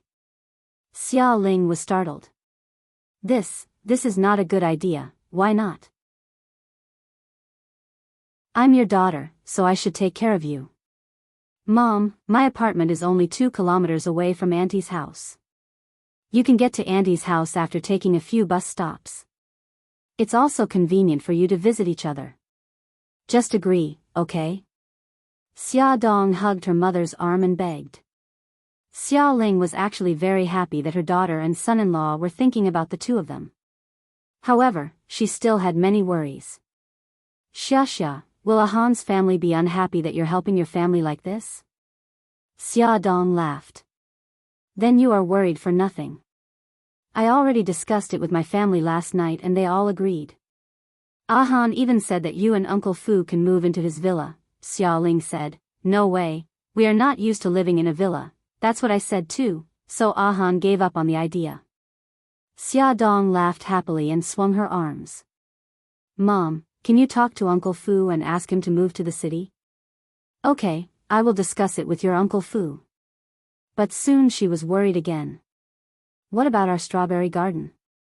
We still have a lot of harvest every year." Xia Dong suggested. "How about we contract it to someone else? I have been doing it for more than 10 years, I really can't bear to do it." "Mom, you and Uncle Fu have worked so hard for so many years, it is time for you to enjoy life. Don't think about those things anymore." Xia Ling shook her head. "It is not that easy to move to the city. We don't have jobs, how are we going to support ourselves? Which of our daily necessities does not cost money?" Xia Dong did not know whether to laugh or cry. "Oh, my dear mother, your daughter is rich now and she is enough to support you too. Please, don't worry so much, okay?" Xia Ling knocked on her forehead and said impatiently, "I know that Ahan is rich, but you can't always help your family. Even if their family doesn't have any opinions, outsiders will." Attention, Hongcha 866. Chapter 344. Mom, it's my own money. When I was in Japan, I saved up a large sum of money. It's enough to support the two of you.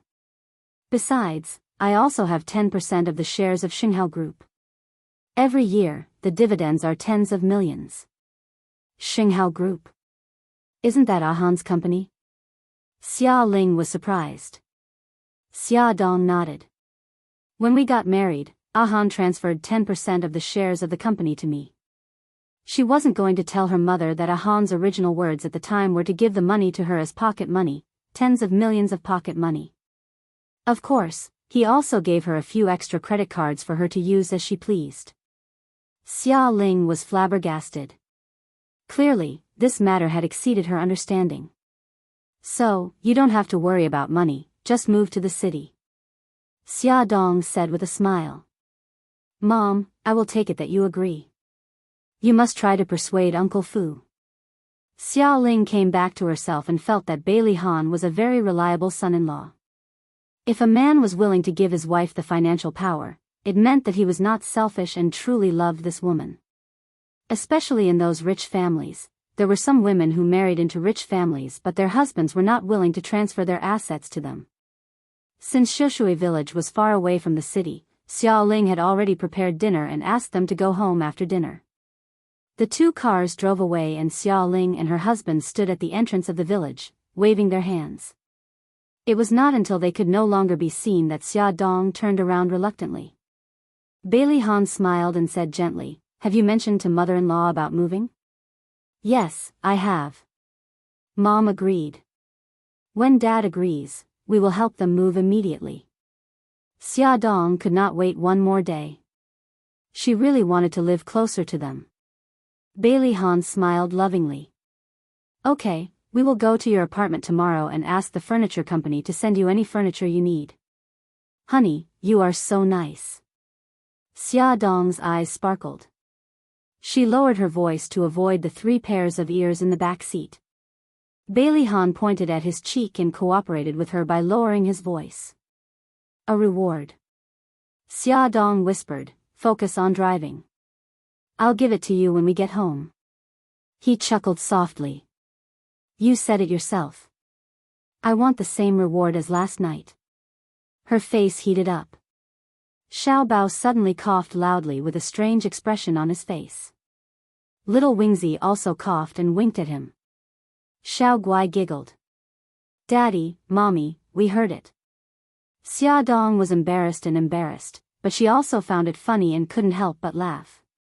Bailey Han sighed helplessly. "The 3 of you need to learn how to play dumb."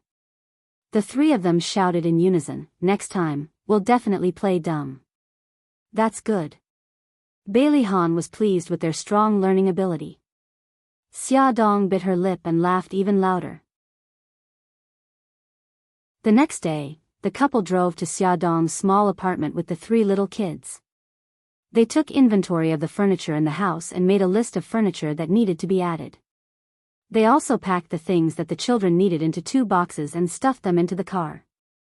In the end, Bailey Han personally drew a simple renovation sketch. He planned to renovate the house and change it into an environment suitable for the elderly. After he finished drawing, he said, "I'll get Lu Zihao to contact a trustworthy renovation company to complete the renovation as soon as possible." The children were playing in the living room. Xia Dong took the opportunity to kiss him on the cheek as a reward. She smiled and teased, "Honey, I didn't expect you to have such skills. This is nothing. This is my villa. I drew all the decorations and sketches myself." Bailey Han bit her lips and raised his eyebrows proudly with an expression that said, "Hurry up and praise me." Xia Dong recalled the first time she moved into his villa 5 years ago. When she saw the black marble living room and the love-struck guest room, she felt emotional. She chuckled and rubbed his cheek. "The villa's overall style is low-key, but it's interesting. It's really your taste. Honey, you're amazing. Come, give me another kiss." He shamelessly moved closer to her. She quickly jumped away and ran to the door. She made a face at him. "It's broad daylight. Aren't you embarrassed?" Bailey Han raised his eyebrows slightly and smirked. He said in a voice that only the 2 of them could hear, "Who was the one crying and begging me to do embarrassing things last night?" Xia Dong's face suddenly turned red. She lowered her voice and bared her teeth. "I told you to stop." His smile widened. He stretched out his arm and gestured elegantly with his finger. "Honey, come here, only a fool would go over." Xia Dong glared at him angrily. Looking at his smirk, he definitely didn't have good intentions. She didn't want to walk right into his trap. She turned and ran. But she was still a step too late. A pair of slender arms passed through her waist and pulled her into a broad chest at lightning speed. With a bang sound, the door was kicked shut by him. He held her in his arms, his slender fingers caressing her lips that she was biting slightly due to her nervousness. His face was extremely close to hers, and his warm breath blew on her cheek. He chuckled softly. "Wifey, what should we do? It seems like I can't resist your charm anymore." His gentle words of love made her face even redder. Coupled with the caressing of his fingers on her face, her entire body went limp. Leaning on his chest, she pouted coquettishly while breathing unsteadily. "Stop fooling around. The children are still outside." He hugged her tightly and said in a low voice, "I know. I just want to satisfy my craving." He lowered his head and kissed her lips gently. After their breathing stabilized, the first thing Xia Dong did was look for a mirror. In the mirror, her lips were red and slightly swollen. It was easy to think of something and she couldn't help but roll her eyes at him. He accepted it and walked out of the room with his arm around her slender waist. Actually, Xia Dong felt guilty and thought too much. The children had long thought that it was normal for daddy and mommy to kiss each other.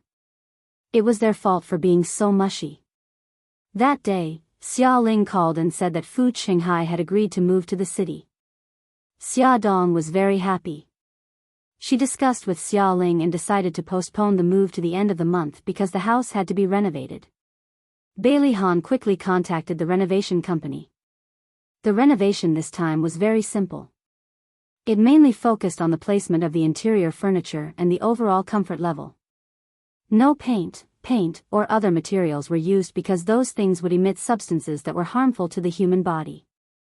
It needed to be empty for a period of time before people could move in. That would delay the moving in. 2 days later, Xia Dong bought 2 sets of clothes and some supplements for her parents to visit them. This time, Bailey Han was at work and the children had to go to school. She was the only one there. She wanted to give the 2 elders a surprise, so she didn't tell them in advance. When she walked to the door of the courtyard, she realized that it wasn't locked. Just as she was about to push the door open, she suddenly heard an argument from inside. "Ah, Wei, stop it right now. That passbook contains your mother's and my coffin money. Stupid old man, let go. If I don't return the money to them, they will chop off my hands. Do you understand? Ah, Wei, why did you gamble again? Why are you so disobedient? Get out of my way, stupid old woman." Ah, there was the sound of someone falling to the ground. Xia Dong couldn't hold it in anymore. She was furious. Bang! She kicked the door open and barged in with a livid face. When she saw the scene in front of her, Xia Dong was furious. Her mother was lying on the ground and her father hurriedly went to help her up. Her half-brother, Fu Wei, only cared about the passbook in his hand and didn't care about the lives of the 2 elders. "Mom, how are you? Are you okay?" Xia Dong quickly ran over and put down the things in her hand to help Fu Qinghai help Xia Ling up. Xia Ling was full of bitterness. She turned her head away and wiped her tears. She kept shaking her head. I'm fine. Fu Wei put the passbook in his pants pocket and looked at Xia Dong up and down. "Who are you? You're quite pretty." Xia Dong stood up, her eyes burning with anger. She quickly walked in front of him and raised her hand to slap his roguish face. She gritted her teeth and said, "Open your eyes and take a good look. I'm your sister, Xia Dong." Fu Wei was caught off guard by her slap and was stunned. He quickly reacted and raised his hand angrily to hit back. "Stop!" Fu Qinghai roared. "You bastard, if you really dare to hit her, don't ever come back to this house again." Fu Wei didn't take his father's words seriously. Instead, he was furious and didn't hesitate to slap him. He shouted, "Old man, I'm your biological son. Why are you helping this bastard?" You. Fu Qinghai was so angry that he almost fainted. Xia Ling was even angrier and sadder. She limped towards her son and daughter. "You bastard, stop it right now. But after all, distant water couldn't quench a present thirst. Seeing that Fu Wei's heavy slap was about to land on Xia Dong's face, Xia Ling became even more anxious and staggered over. Fu Qinghai also came over to stop her, but Xia Dong suddenly grabbed Fu Wei's wrist tightly. At first, Fu Wei didn't take her seriously and reached out to hit her with his other hand. In the end, she also grabbed his wrist. His face gradually turned from red to white. Ouch, ouch, ouch. Hurry, hurry and let go, damn it, this woman looks so thin and weak. How is she so strong? Xia Dong stared at him coldly. Apologized to Mom and Dad. Fu Wei's forehead was covered in cold sweat from the pain. He hurriedly said, Dad, Mom, I'm sorry. I was wrong. Fu Qinghai and Xia Ling were stunned. They didn't expect their daughter to be so powerful. Now can you let go of me, sister? Fu Wei's wrist hurt so much that he squeezed out an ugly smile. Welfare, Hongcha 866. Chapter 345. Xia Dong sneered. Now you're calling me sister? Didn't you just call me a bastard? Didn't you say it so smoothly? I'm sorry, sister. I was wrong. Please let me go. I'm your brother. Fu Wei said pitifully. Xia Dong looked at her half-brother carefully. He was only 16 years old and had a hint of childishness between his eyebrows. He was quite handsome, but he had a lot of bad habits that needed to be cured. Otherwise, his life would be over. She grabbed his wrists tightly and had no intention of letting go. She stared at him with her sharp eyes and said in a low voice, How did you owe money? How much do you owe? Fu Wei's hands were grabbed and were in so much pain that he didn't have the ability to think anymore. He told her all the mistakes he had made. I gambled with someone and lost 100,000. 100,000? This amount of money was not a small sum for the poor Fu Qinghai and his wife. The two of them supported each other and almost fainted. Xia Dong was furious. This brother of hers was really useless. Of all things to learn, he had to learn gambling. She suddenly lifted her leg and kicked his knee. His legs went soft and he fell to his knees with a thud. She pulled his wrist hard and he grimaced in pain. Ouch, ouch, ouch. Sis, please spare me, Xia Dong said angrily. Kneel in front of Dad and Mom now and reflect. Yes. Dad, Mom, I was wrong. Hurry up and ask sister to let go of me. I'm going to die from the pain. Fu Wei started to cry. His eyes were filled with tears and his face was twisted in pain. He looked extremely pathetic. Xia Ling saw her son in such a pitiful state and couldn't bear it. Just as she was about to say something, Fu Qinghai suddenly grabbed her wrist and shouted, You bastard, your sister is right. You have to reflect today. Xia Ling was shocked and her mind instantly cleared up. She suppressed the pity in her heart. Her son was stubborn and no one could control him. Now that Xia could control him, it was a good thing.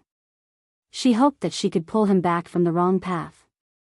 Xia Dong flung Fu Wei's wrist away. She didn't care about his crying face and strode to her parents. She brought 2 chairs for them to sit down and whispered in Fu Qinghai's ear, Dad, if you don't mind, let me handle this. Fu Qinghai couldn't wait for Xia Dong to tame his son. He nodded and deliberately said in a loud voice, Xia, I'll leave that bastard to you.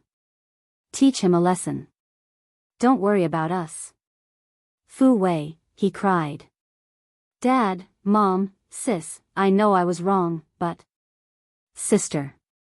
Xia Dong said coldly, Wei, how long have you been working? Fu Wei was stunned. He didn't expect her to suddenly ask such an irrelevant question. Xia Dong said sternly, I'm asking you, how long have you been working? 2 years. How much savings do you have now? No. Xia Dong's tone turned cold. You don't have a single cent? Fu Wei shrunk his neck and shivered. Yes. He dropped out of school at the age of 14. After that, he ran to the city to work. Regular factories didn't dare to take in child laborers. He finally found a job as a waiter in a small restaurant. However, because the salary was too low and the work was too hard, he ran away after a month. After that, he mingled with a group of hooligans. He collected protection money, fought with people, and did a lot of petty theft. However, because he squandered money whenever he was rich, he didn't save a single cent. Instead, he often asked his parents for money. Especially after he became addicted to gambling, his behavior became worse. If his parents didn't give him any money, he would openly rob them. Worse, he would even use his fists and legs. Xia Dong slammed the coffee table and said angrily, "Fu Wei, you're already 16 years old. You're an adult. You don't do a proper job all day. You only know how to ask your parents for money. Don't you have any sense of shame?" Fu Wei suddenly raised his head and stiffened his neck. "It's their fault that I'm like this today." "Good, good, very good. I only thought that you were young and ignorant. I didn't expect you to add another one. You're an incompetent idiot who only knows how to push the blame to others." Xia Dong was so angry that her whole body trembled. She pointed at his nose and said, "Did your parents force you to drop out of school? Did they force you to fool around with those bastards? Did they force you to gamble and squander money? They are indeed wrong. Their mistake is that they love you too much, spoil you too much, and spoil you too much." Fu Wei's face alternated between red and white. His eyes shot out a venomous light. He gritted his teeth and said, "Let me tell you, don't think that you can control me just because I call you sister. You have no right to control me." Xia Dong snorted coldly. "Since you call me sister, I have the right to discipline you on behalf of your parents. Fu Wei, listen carefully. Don't even think about taking a single cent from your parents. If you have the ability, earn your own money and return it to those people." Fu Wei's face suddenly changed. He lay on the ground and cried bitterly. "Dad, Mom, sister, you have to save me. The people in the casino are used to being vicious. They will really chop off my hands. As long as you're willing to help me this time, I will turn over a new leaf and become a new person." Xia Dong had to admit that this kid's face changed as quickly as flipping through a book. It would be a great loss to the film industry if he didn't go into acting. She knew that he had been on the wrong path for a long time. Even if she talked until her mouth was dry, he wouldn't be able to change in such a short time. She had to come up with a plan to change his bad habits. She frowned slightly and pondered for a moment. Her tone softened slightly as she said slowly, "Ah Wei, go talk to the people in the casino and ask them to give you 3 months. Impossible, they won't even give me 3 days." Fu Wei saw that her tone had relaxed. He crawled to her on his knees and said, "Sister, I beg you, please help me. I know you have money." Xia Dong looked at the fawning expression on his face and felt uncomfortable all over. He glared at him and said, "Stand up and speak properly." "Ah, okay. Thank you, sister." Fu Wei stood up quickly and patted the dust off his knees. He chuckled and said, "Sister, can you lend me 100,000 yuan? Xia Dong rejected him immediately. "Impossible. You have to earn this money yourself. However, I can introduce you to a job. Your salary will be calculated according to your performance. I guarantee that you can earn 100,000 yuan in 3 months. "Sister, they won't even wait for me for 3 months, Xia Dong glanced at him. "Aren't you very talkative? Talk to them. If they really cut off your hands, you won't be able to give them a single cent. On the contrary, if they are willing to give you 3 months, not only will you return them 100,000 yuan, you will also give them an extra 10,000 yuan interest. Why wouldn't they agree to such a good thing?" Fu Wei was stunned. "An extra 10,000 yuan? Where will the money come from? Earn it yourself. I've already said that your salary will be linked to your efforts. The harder you work, the higher your salary. Fu Wei was very reluctant. Don't tell me it's construction work. It's hard and tiring. I don't want to do it. Xia Dong sneered. Look at how weak you are. Can you do it if I ask you to work at a construction site? What kind of work is that? Let's make it clear first. I won't do any work that requires physical strength. Fu Wei had long been trained to be tough. He didn't even blush when he said this. Xia Dong glanced at him and spat out 2 words. Sales. What? Sales? I always have to smile and please others. I won't do it. Xia Dong said lightly, you have no education, no strength, and no skills. If you don't want to do anything, how are you going to make money? Sales is already the easiest job. If it weren't for the fact that you are my brother, I wouldn't even introduce such a good job to you. Fu Wei muttered unhappily, then don't introduce the job to me. Just give me the money. Xia Dong's expression changed. Fu Wei, don't make me angry. If you don't learn how to earn your own living, don't even think about getting a single cent from me and Mom. Okay. I'll do it. Fu Wei was worried that he had angered this god of wealth and really didn't care about him anymore. He said helplessly, tell me, where do you work in sales? Xia Dong gave him an address and said, wait for me at this cafe tomorrow at 1:00 in the afternoon. I'll arrange a job for you then. Also, you have to appease the people in the casino. It's best if you sign an agreement with them that they are not allowed to disturb you or your family for 3 months. When the time is up, you will naturally return the money to them. Understand? Fu Wei nodded carelessly. Yes, I understand. Xia Dong was angry when she saw his attitude. However, Rome wasn't built in a day. She couldn't rush it. She had to train him slowly. Seeing that he couldn't get his parents' money, Fu Wei didn't want to stay at home any longer. He shrugged and said, if there's nothing else, I'll leave first. Fu Qinghai scolded, it's not easy for your sister to come back. Let's have a good meal together. Fu Wei rolled his eyes and laughed. Sister, it's not that I don't want to eat with you. It's just that I want to talk to the people in the casino early and appease them. Xia Dong could tell that he didn't want to stay at home. She thought for a while and said, okay, go ahead. If you want to sign an agreement, look carefully. Don't be fooled. I know. Goodbye, sister. Goodbye, Dad and Mom. He waved his hand and ran away quickly. Fu Qinghai and his wife sighed deeply as they watched his back disappear into the distance. Xia Dong said, Dad, Mom, I went past you to teach Wei a lesson. I hope you don't mind. Fu Qinghai hurriedly said, Xia, don't say that. I'm more than happy that you can control Wei. There's finally someone who can control him. As long as you can pull him back from the wrong path, you can teach him a lesson however you want. Ad Xinwu 799.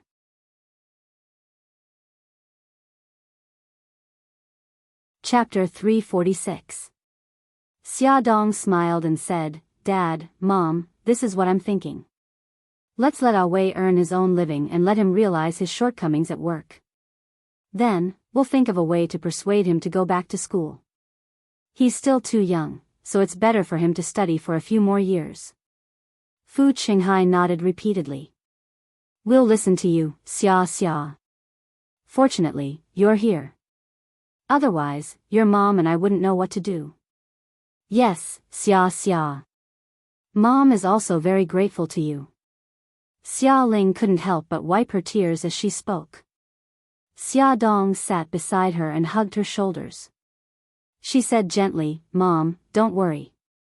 Ah Wei is my younger brother. I'll definitely think of a way to change his bad habits. Mom, don't be sad, okay? Xia Ling looked at her sensible daughter and was very gratified. She patted the back of her hand hard. Fu Qinghai thought for a moment and said, Xia, you said that you'll arrange a job for Ah Wei. Will this work? Xia Dong smiled. No problem, Dad. Don't worry. When they went to bed that night, Xia Dong told Bailey Han about her battle with Fu Wei. In the end, she sighed. Ah, Wei is so young. I didn't expect him to become like this. It looks like it'll take a lot of effort to change him. Bailey Han hugged her in his arms and said, Don't worry. I'm still here. I'll show him how powerful I am as his brother-in-law. Xia Dong's lips curled into a smile. Oh yeah, I almost forgot. You're the famous young master of the Dragon Gang. He stroked her hair and smiled. You said that you'll arrange a job for Ah Wei. Don't tell me you want him to enter my company? Her eyes narrowed dangerously. Why? You're not willing? He chuckled softly. Of course not. I'm just worried that if he enters my company, he'll use my name to throw his weight around. Xia Dong frowned. That's right. With his personality, he would really do something like that. Bailey Han reached out to rub the creases between her eyebrows and said gently, Don't worry, I have a way. I have a friend who opened a software development company. They've developed a new hotel management program, and the employees in the marketing department will get a 10% commission if they sell a set of software. As long as Ah Wei is willing to work hard, it won't be hard for him to earn 30,000 a month. She didn't expect that he had already thought of a countermeasure while listening to her story. Xia Dong was extremely touched. She hugged him tightly and rubbed her head against his chest. Hubby, you're the best. My wife's business is also my business. Of course, your husband will go through fire and water without hesitation. Bailey Han was lying flat on his back. He took the opportunity to lift her up and let her lie on top of him. Their bodies fit together without any gap. Xia Dong leaned her head against his chest and listened to his steady heartbeat. She said softly, Hubby, do you think Ah Wei can last for 3 months? His left hand rested on her waist and his right hand stroked her back. His eyes were filled with tenderness. I don't know either. I hope he can hold on. If he can't, we'll think of a way to make him hold on. She nodded and said helplessly, Ah Wei's matter has made me reflect on myself. I shouldn't spoil the children too much, lest I spoil them. It looks like I'll have to be stricter in the future. Bailey Han chuckled softly. A loving mother and a strict father. You play the good cop, and I play the bad cop. I promise I won't let them go astray. Okay.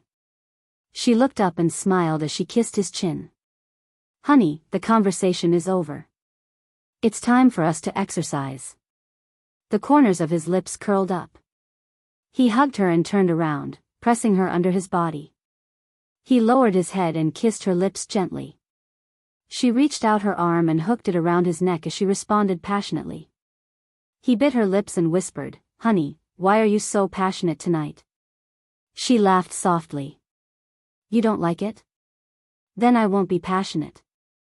His kiss became more intense as he blocked her words with his tongue. He used his actions to tell her that he loved her passion to death.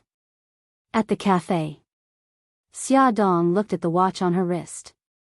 Her right hand stirred her coffee occasionally as her gaze fell on the passers-by outside the window.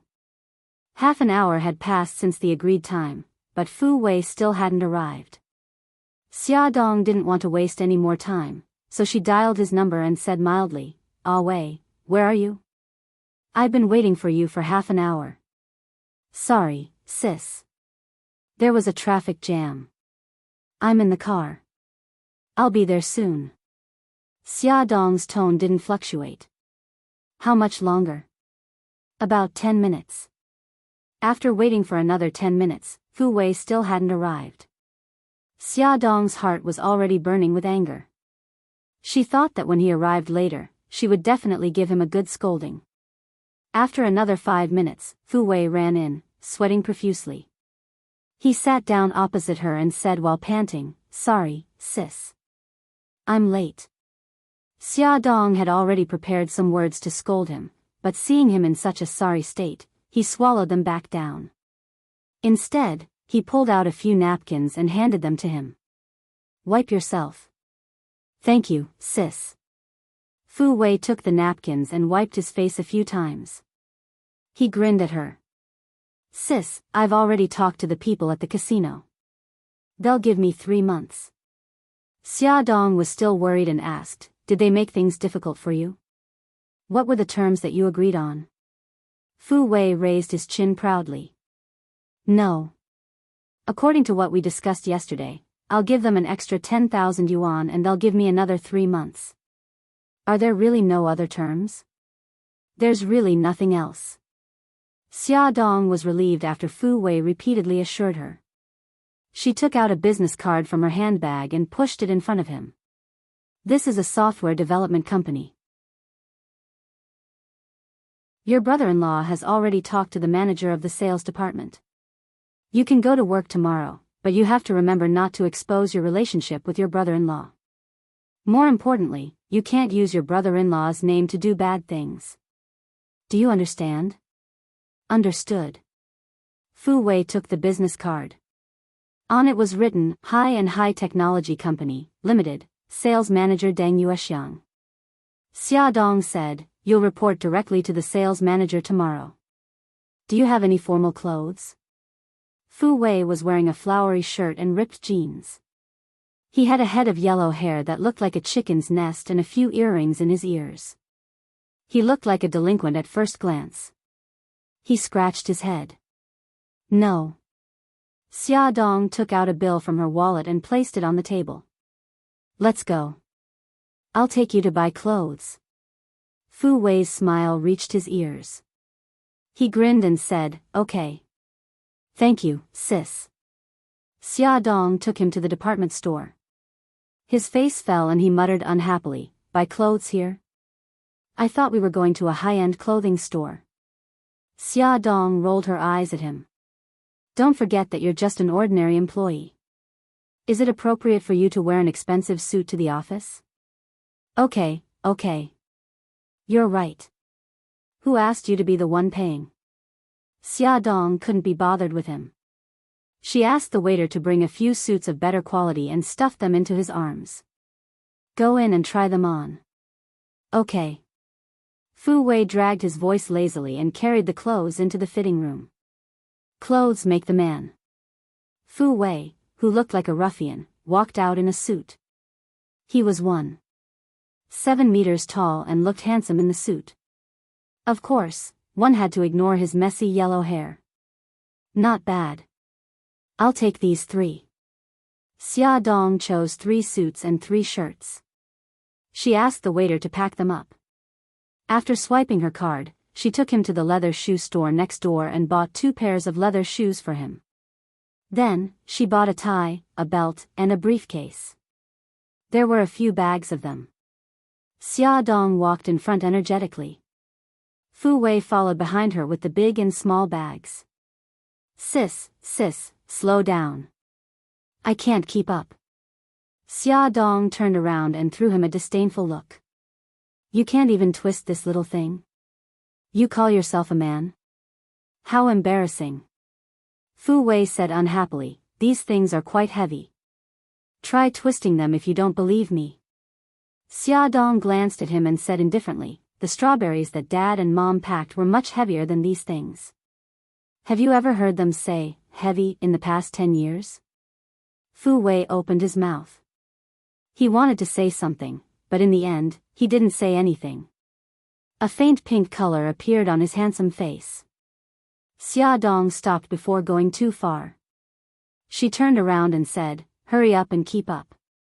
We still have a lot of things to do. Fu Wei was stunned.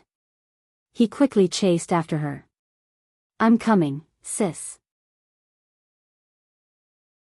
Wait for me. The 2 of them walked out of the department store one after the other and brushed past Xia Zhensheng.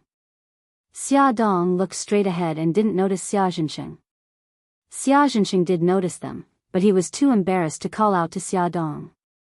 At the same time, he was puzzled. Why did the young man behind her call her sis? Xia Dong stopped the BMW outside a hair salon. She looked sideways at Fu Wei. Get out of the car. Fu Wei followed Xia Dong into the hair salon. An attendant immediately came up to them. How may I help you? Xiaodong looked at Fu Wei and said, Miss, please design a hairstyle for him and dye his hair black. Fu Wei said anxiously, Wait, sis. I don't want to dye it black. Xiaodong raised her hand and knocked on his head. You look like a delinquent now. You have to change your image. But, no buts. Xiaodong threatened him with her eyes.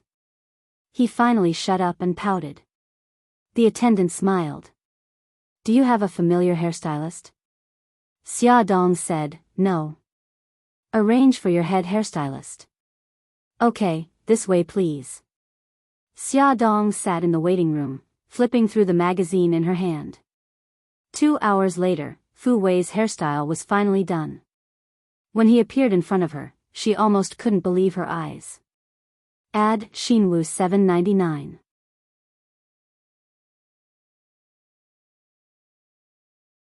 Chapter 347. Fu Wei was now wearing a white shirt and black trousers.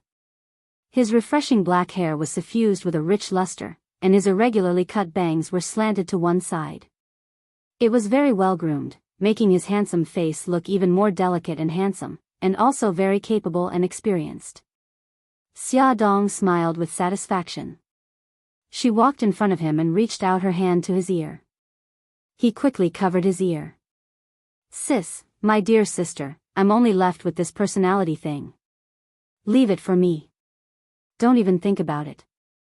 Xiaodong pried his fingers away, took off the earring on his ear and threw it into the trash can. Fu Wei looked sad and stared at the trash can. All right, look at you. Xiaodong pushed his shoulder. Look at yourself in the mirror. Fu Wei turned around and looked at himself in the mirror. He was in a suit and had a handsome hairstyle. However, the expression on his face and his body movements were too ugly. He looked like a hooligan who wore the wrong clothes. Raise your head, chest, stomach, and butt. Xiaodong used a magazine to pat the corresponding parts of his body. She said in a serious voice, Put away that wretched expression of yours. From today onwards, you're a white-collar worker. White-collar? This word was very distant and unfamiliar to Fu Wei. He didn't know why, but when he looked at himself in the mirror, he suddenly had a strange feeling. He subconsciously followed Xiaodong's action of patting him with the magazine and raised his head. He gradually restrained the expression on his face and imitated the white-collar workers on the street. The corners of his lips curled up slightly, revealing a trace of a smile. The image in the mirror immediately changed. Although his face still had a childish look, he was handsome, tall, and cultured. Very good. Xiaodong didn't hide her admiration for him and patted his shoulder. That's how it should be. Ah Wei, congratulations on taking the first step. Remember, a person's image is very important because the first impression others have of you starts from your clothes and appearance. Clothes not only leave a sense of beauty, but also reflect your personal temperament, character, and inner world. Appropriate speech and generous behavior are the second step. Come, I'll take you to a place. Fu Wei had a magical feeling as if he had stepped into another world. This was the first time he felt that when he put on clothes, his words and actions would involuntarily lean towards that kind of image. Xiaodong brought him to an etiquette training center. The instructor was called Belinda. When Xiaodong was the editor-in-chief of Glamour magazine, she had done an exclusive interview with Belinda, so the two of them had a private relationship. Belinda was a tall and charming lady with a head of beautiful brown curly hair. She enthusiastically stretched out her arms and hugged Xiaodong, exclaiming happily, Wow, Xiaodong, what brings you here? Xiaodong smiled. Belinda, your career is getting better and better. Congratulations. Belinda shrugged and teased, how can they compare to you? Your husband is handsome and rich, and your children are cute and obedient. You're the envy of all women. You're just teasing me. Xiaodong hurriedly pulled Fu Wei over and said, Belinda, this is my brother, Fu Wei. He just stepped into society. Please teach him some basic etiquette. Sure, no problem. You know that my classes last a week. Does your brother have time? Yes. Xia Dong turned to Fu Wei. Wei, talk to Belinda first. Belinda stretched out her right hand and smiled. Hello, Fu Wei. I'm the etiquette teacher, Belinda. Fu Wei awkwardly stretched out his right hand and shook hers. He murmured, hello, teacher. Belinda's smile widened and she said affectionately, just call me Belinda. I'll call you Wei. Fu Wei's fair face was tinged with a blush. Belinda's etiquette class started at 7 p.m. every day and lasted for an hour and a half for 7 days. Xia Dong repeatedly reminded Fu Wei to go to Belinda's studio for training starting tomorrow after work. After coming out of the studio, the fearless Fu Wei doubted himself for the first time. He leaned against the passenger seat dejectedly. Xia Dong glanced at him. What's wrong? Fu Wei mumbled, I don't know if I can do it well. Xia Dong knocked on his head. Cheer up. You haven't even started working hard and you're already discouraged? Think about the 100,000 yuan you owe. Do you want them to chop off your hands? Fu Wei quivered. Of course not. That's good. Report to the company tomorrow and work hard. Fu Wei pursed his lips. Got it. Xia Dong looked at her watch. It was actually dinner time. She glanced at the street outside the window and said, what do you like to eat? Let's eat together. Fu Wei chuckled. Century brocade. Xia Dong rolled her eyes. You haven't even started earning money and you're already so extravagant. Western food, stingy. Xia Dong thought for a while and asked, Wei, do you think your brother-in-law is rich? At the mention of this, Fu Wei immediately perked up. His eyes shone with a green light. Of course he's rich. Isn't he number 1 on the rich list of City A? Sis, can I go directly to brother-in-law's company? Xia Dong said earnestly, Ah Wei, do you know how your brother-in-law got his achievements and status today? Fu Wei pursed his lips. It's because of his father. Tell me, why don't I have a rich father? Xia Dong's mouth twitched. She had the urge to throw this kid out of the car window. She coughed and said, when your brother-in-law founded Xinghao Group, he didn't rely on his family. He relied on his own abilities. Fu Wei's eyes widened.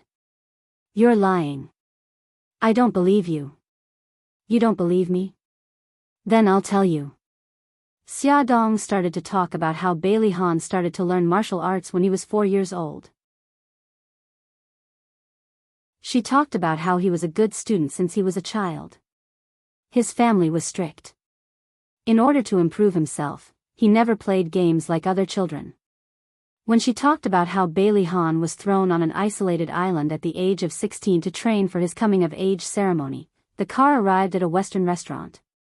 She stopped the car and said, We're here. Get out of the car. I'll tell you when we eat. In the restaurant, Xia Dong continued the topic from before and said, when your brother-in-law was 20 years old, he had already obtained a doctorate from Harvard Business School. After returning to China, he refused to inherit his family's company. He pulled in investors himself and founded Xinghao Group. Fu Wei listened with great interest. From time to time, he would show a surprised expression. Finally, he sighed and concluded, although brother-in-law didn't rely on his family to achieve what he has today, his family created a good environment for him. This is also inseparable from his success. In the end, it's better to be born in a rich family. After saying that, he added enviously, if only I was born in a rich family. Xia Dong had the urge to smash the bowl. She clenched her hands tightly and suppressed the impulse. She said in a deep voice, Wei, although your living environment is not as good as your brother-in-law's, your parents have never mistreated you in terms of living and education. It's you who didn't learn well. Even dropping out of school was your own idea. Why don't you know how to reflect on yourself? Fu Wei wanted to refute, but Xia Dong beat him to it. She said, the reason why your brother-in-law is successful is that he is good at learning and improving his ability. There's a saying that knowledge can change one's fate. Don't tell me that you haven't heard of it. Fu Wei's lips moved. He snorted and said angrily, Sis, don't preach to me. It's useless to say so much to me. Xia Dong gritted her teeth and struggled. Finally, she glared at him and pushed her plate in front of him. You eat it all. I've lost my appetite because of you. Okay. Fu Wei didn't feel guilty at all. He smiled and moved the steak from her plate to his. Xia Dong looked at his greasy mouth and couldn't help but shake her head. After dinner, he received a call. It was as if he had been injected with chicken blood. He waved at Xia Dong and said, "Sis, I'm leaving. I have something to do." Xia Dong grabbed his collar. Where are you going? Although he deliberately lowered his voice when he answered the call, she still heard him say, "Wait for me. I'll be right there." Fu Wei's face was bitter. Sis, my friend asked me out to play. Let go of me. No. From today onwards, you have to cut ties with those bad friends of yours. If you hang around with them, you'll never be able to walk the right path. Xia Dong snatched the phone from his hand without giving him a chance to explain. He searched through the call log for the number he had just received and dialed it. Sis, give me back my phone. Fu Wei rushed over to snatch the phone. Xia Dong quickly dodged and nimbly avoided him. Hey, Wei. Didn't I say we were at the rave bar? Why are you calling again? It was extremely noisy on the other end of the line.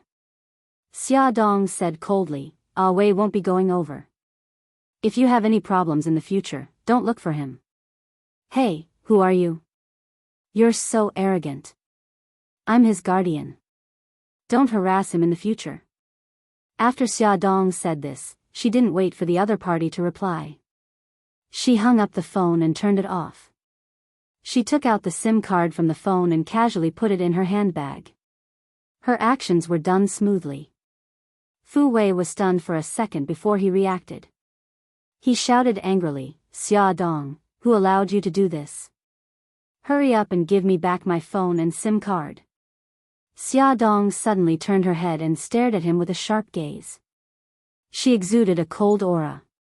Under her fierce gaze, Fu Wei actually felt uneasy. He pursed his lips and deliberately raised his chin.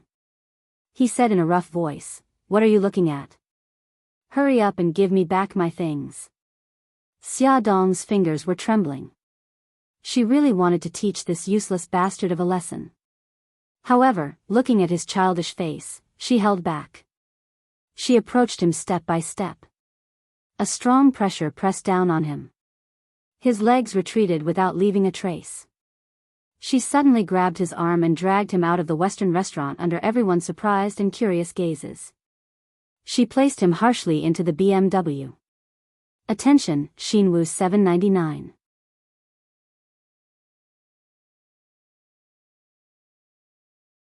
Chapter 348. Xia Dong pursed her lips and started the car expressionlessly. Fu Wei looked at her ashen face and swallowed his saliva. His dark eyes turned slightly and a big smile appeared on his face. He laughed and said, Sister, where are we going now? Xia Dong looked straight ahead and ignored his flattery. She said coldly, Where do you live? Do you want to take me home? No need, sis. I can go back by myself. I've already troubled you enough today, Fu Wei said as he peeked at her expression. Xia Dong pursed her lips and said coldly, Tell me the address. Okay, Fu Wei reluctantly said the name of a place. As Xia Dong drove, she called Bailey Han and told him that she had something to do and would be back later. Bailey Han was on the way back to the old mansion. Knowing that she was with Fu Wei, he asked, Where are you? I'll come over and find you. No need. I'll send Wei home and be back soon. Okay then. Be careful on the road. Okay, got it. Xia Dong ended the call. Fu Wei smiled slyly. Sis, it's brother-in-law, right? Brother-in-law is so good to you. She glanced at him and smiled. Her tone softened. Wei, from tomorrow onwards, work hard. Mom and Dad are old. Don't make them worry, okay? Fu Wei was slightly startled.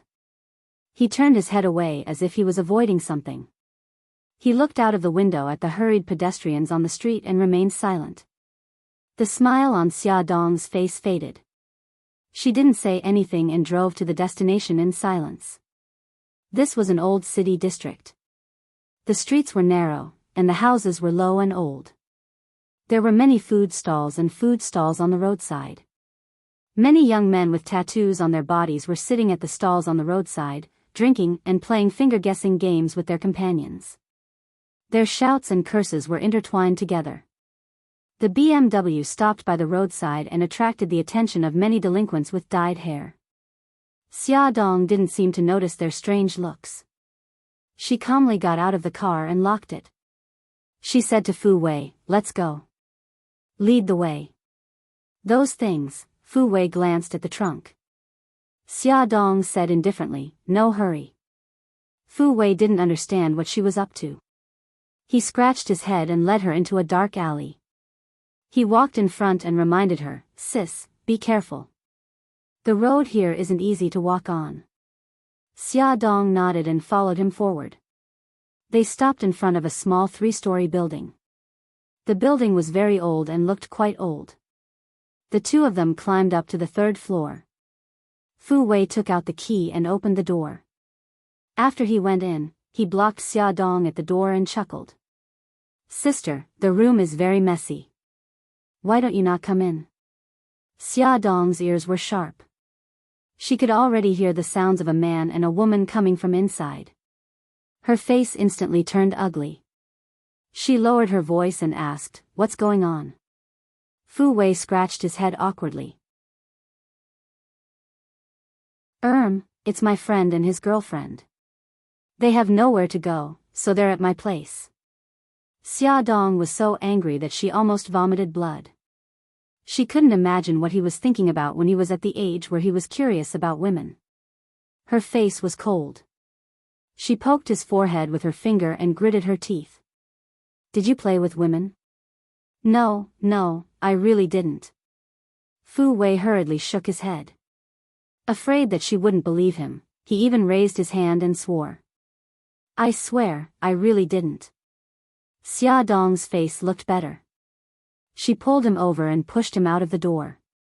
She held the door with her right hand and deliberately slammed the door with a loud bang. Fu Wei hurriedly pulled her back.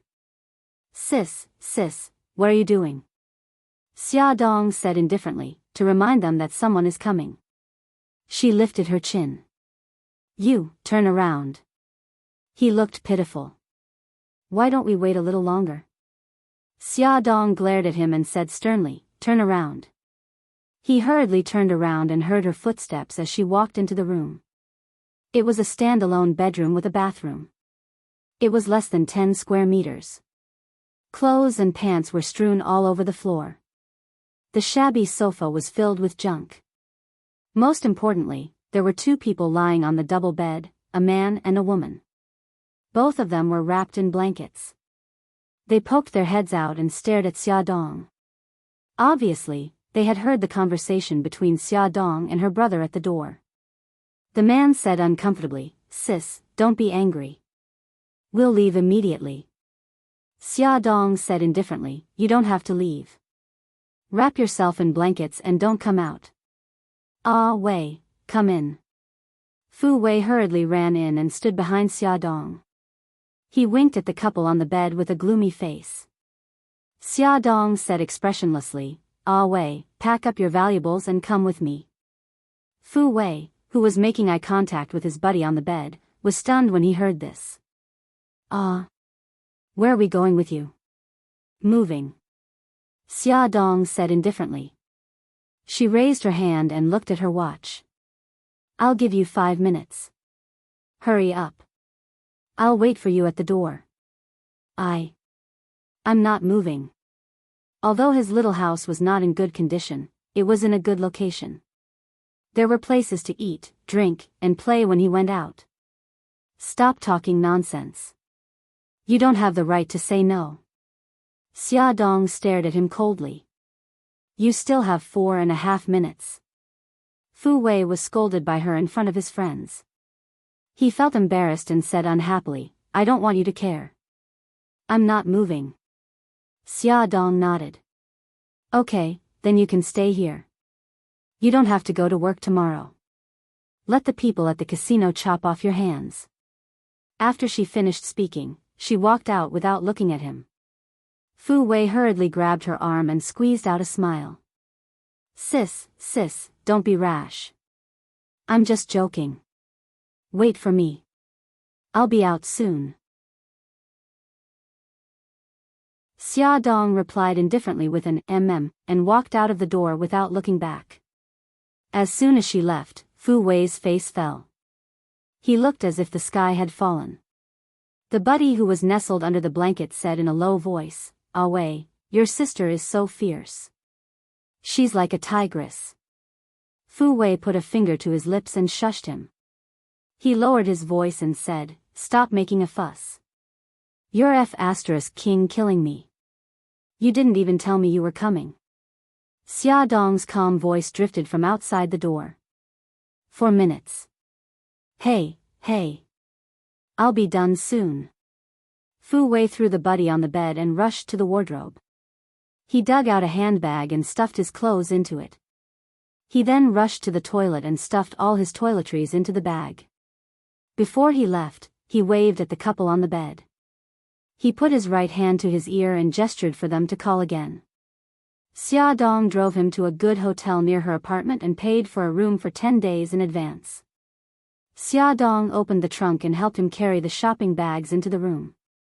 She reminded him, Stay here for a few days. You can move in with Mom and Dad after my apartment is renovated. Fu Wei nodded. Okay, got it. Xia Dong took out more than 10 bills from her wallet and handed them to him. This money is enough for you to use for 10 days.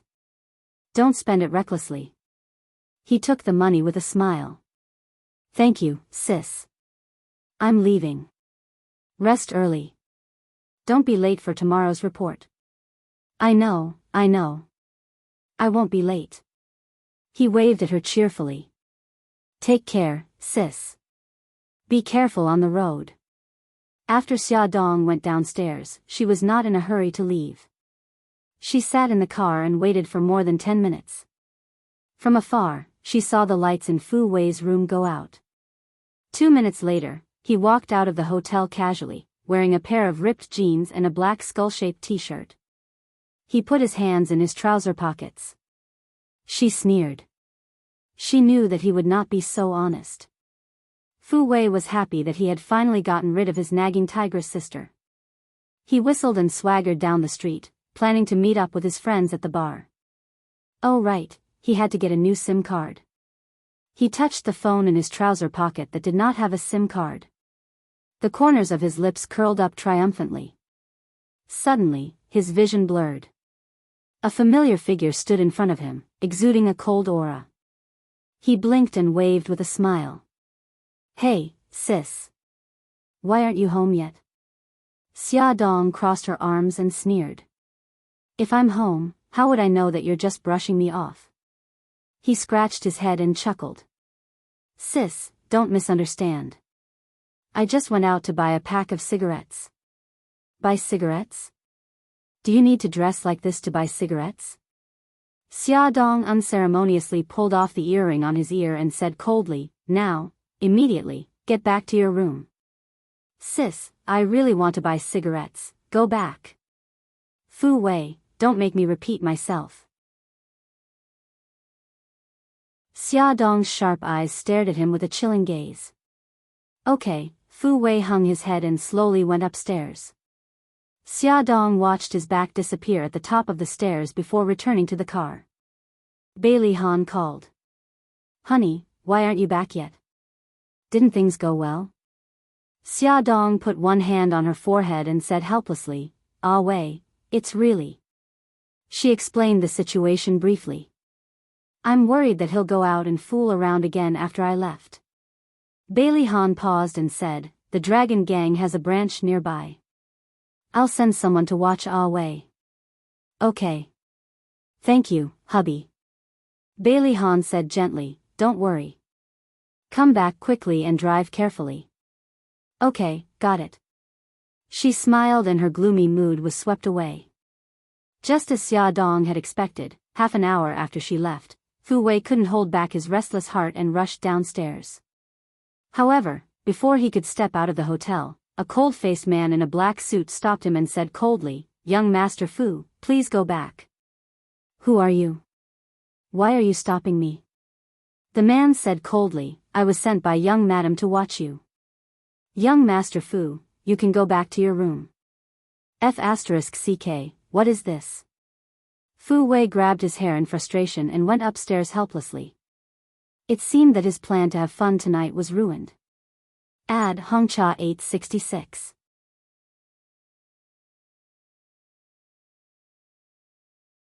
Chapter 349. The sales manager, Deng Yuexiang, knew that Fu Wei was Bailey Han's brother-in-law, but Bailey Han had already told him not to give Fu Wei any special treatment. He was to be treated as a newcomer in the sales department, and to be trained as he should be. Therefore, when Fu Wei was late on his first day of work, Deng Yuexiang criticized him without hesitation, and then told him what his job was, and then arranged a week of training for him. A week later, Fu Wei, who knew nothing about software and sales, finally grasped some knowledge and was barely able to start work. Deng Yuexiang threw him a brochure of all the hotels in a city, and said, "These are your target customers. Your task is to persuade them to buy our company's hotel management software. For every software sold, you can get a 10% commission." Fu Wei calculated silently in his heart.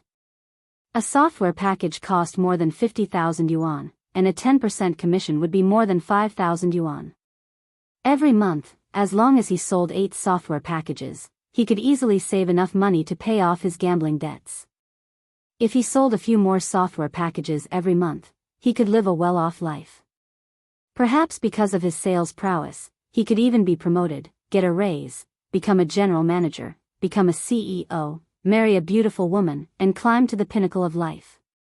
Just thinking about it makes me excited. Fu Wei's blood was boiling. He hugged the thick stack of documents and began to daydream. However, after only 3 days, he was discouraged and had the idea of retreating. Today, the family moved.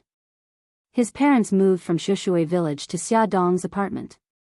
After Fu Wei got off work, he also moved from the hotel to the apartment under the surveillance of the bodyguards. Bailey Han ordered a table of dishes in the hotel, especially to celebrate their housewarming. The whole family was very excited, except for Fu Wei, who was not in high spirits, and hung his head gloomily. This was the first official meeting between Bailey Han and Fu Wei. He glanced at Fu Wei, who was drowning his sorrows in alcohol, without batting an eyelid. The corners of his lips curled up slightly. "Ah Wei, you've been working for 10 days. Fu Wei looked up as if he had been injected with chicken blood, and said excitedly, "Brother-in-law, I don't think sales is suitable for me. Can you arrange a job for me? I want something easy and with a high salary." Xia Dong pretended not to hear anything and lowered her head to remove the fish bones for Xiao Guai. She knew that Bailey Han must have a way to subdue Ah Wei. When Fu Qinghai and Xiao Ling heard this, their faces turned red. Fu Qinghai scolded, "Away, don't talk nonsense. You're doing a good job now. Why change jobs?" Bailey Han's expression didn't change. He had a gentle smile on his face. "Dad, don't worry. Let's hear what Ah Wei has to say first. Ah Wei, why do you think that sales isn't suitable for you?" "It's still my brother-in-law who understands me." Fu Wei first praised Bailey Han, then said, "Brother-in-law, I don't know anything about software. When I was introducing it to the client, I was stumped by a few questions. Also, the people in charge of those hotels don't care about the sales staff at all. I went to a few hotels and was chased out." Bailey Han smiled faintly. "Have you ever thought about where the problem lies?" Fu Wei said nonchalantly, "Those people are snobs. They look down on the sales staff.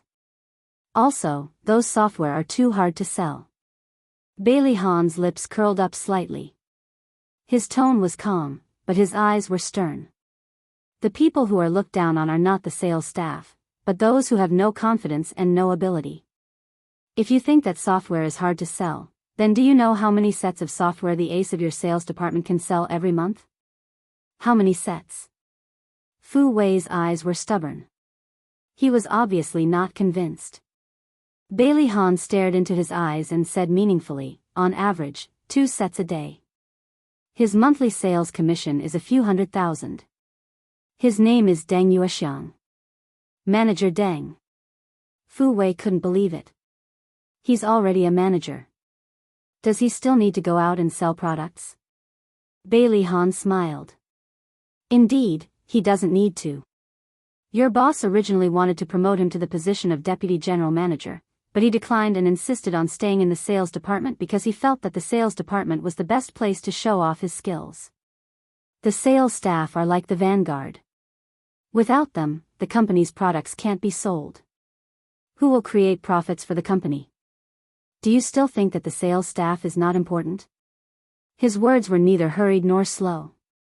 There was no hint of criticism in his tone, but it gently hit Fu Wei's heart. He quietly clenched his fingers. He didn't dare to look at Bailey Han's wise and deep eyes. Xiao Yi suddenly interrupted, "Little uncle, the richest man in Hong Kong also made his fortune in sales." Xiao Bao added, "And the richest man in Las Vegas, Adelson. He started delivering newspapers when he was 12 years old." Xiao Guai blinked her beautiful big eyes and said in a childish voice, "Little uncle, you will also become the richest man." Xiao Guai's innocent and childish words made everyone laugh. Xiao Guai pouted. "Don't laugh. I'm serious. Little uncle, you have to work hard. When you make money, you have to buy me candy." Everyone laughed even louder. Fu Wei, who was sitting beside her, was also amused by her cute appearance. He reached out to stroke her soft hair and said with a smile, "Okay, I will definitely work hard so that I can earn money to buy sweets for little Guai." After finishing the meal, Fu Wei temporarily dismissed the idea of retreating. When they went downstairs, Xia Dong was holding Xia Ling's arm. The mother and daughter chatted and laughed intimately. Xiao Yi and Xiao Bao followed behind them. Bailey Han held Xiao Guai's hand and walked at the back with Fu Qinghai and his son. The family walked out of the hotel, talking and laughing. Bailey Han let go of Xiao Guai's little hand and said with a smile, "Dad, Mom, wait here for a moment. I'll go get the car." "Okay, Ahan. Slow down. There's no hurry." Xia Ling smiled kindly.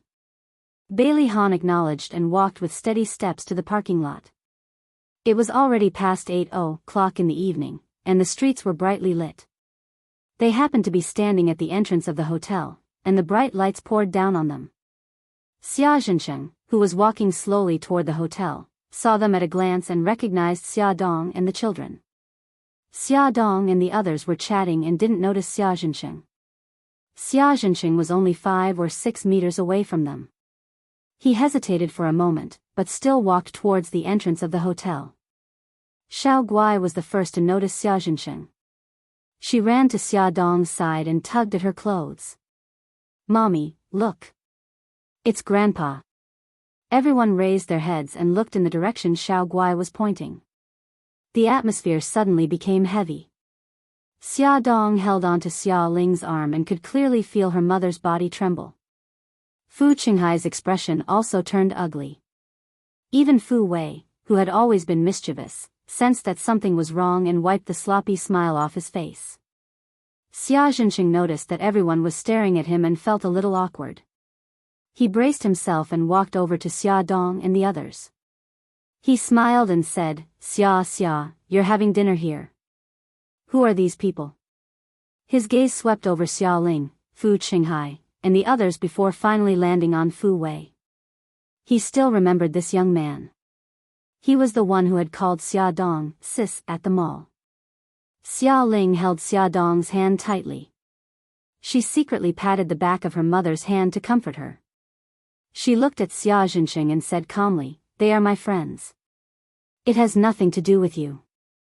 Xia Zhensheng felt a little awkward and forced a smile. "I'm here for a class reunion. I'll be upstairs. I'll be leaving first. Xia Dong nodded calmly. He glanced at Xia Ling and Fu Qinghai again. Strange, their expressions were very stiff, especially that old woman. The way she looked at him made his hair stand on end. Xia Zhenqing's heart was filled with doubts as he walked towards the hotel. Fu Wei watched Xia Zhenqing walk away and snorted disdainfully. Sis, is that your father? Xia Ling glared at him. Keep your voice down. What are you afraid of? Are you afraid that he'll recognize you? Fu Wei shrugged indifferently. You're all old now. How could he recognize you so easily? Even so, Xia Ling still had lingering fears. She sighed. If possible, she really didn't want to see that man again for the rest of her life. Xia Dong comforted her in a low voice. Just then, Bailey Han drove the car over. The family pretended that nothing had happened and got into the car to go home. As for Xia Zhenqing, he sat in the middle of a group of old classmates and listened to everyone flattering and teasing each other. He was still puzzled. That old woman Xia Dong was holding on to, that old woman and the man behind them seemed familiar, but he couldn't remember where he had seen them before. The former class monitor was now the boss of a private enterprise. Seeing that Xia Zhenqing was silent, he patted him on the shoulder and smiled. Zhenqing, we're old classmates. We haven't seen each other for decades. Why are you just sitting there without saying anything? Someone teased, Zhenqing, don't tell me you're thinking about your wife. Everyone burst into laughter. Xia Zhenqing smiled awkwardly. Don't talk nonsense. We're not talking nonsense. Your wife is a famous person in a city. She's the Iron Lady of the business world. Not only is she capable, she's also beautiful. You're really lucky to be able to marry her. Xia Zhenqing pursed his lips and didn't reply. The class monitor gossiped. I'm curious. What does Su Murong see in you? She clearly knows that you have a wife, but she's still following you wholeheartedly. Speaking of which, you even let Xia Ling down back then. Xia Zhenqing's expression became uglier and uglier. His hands clenched into fists. The class monitor sitting beside him was the first to notice his abnormality. He quickly said, let's not talk about this anymore. Let's go sing. The others knew that they had stirred up trouble and quickly agreed. Okay, Xia Zhenqing stood up and said in a low voice, you guys go ahead. I still have something to do. I'll go back first. Zhenqing, we haven't gathered for a long time. Let's go together, okay? You sang well back then and charmed many female classmates. I wonder how your voice is now. Let us see. Add Xinwu 799.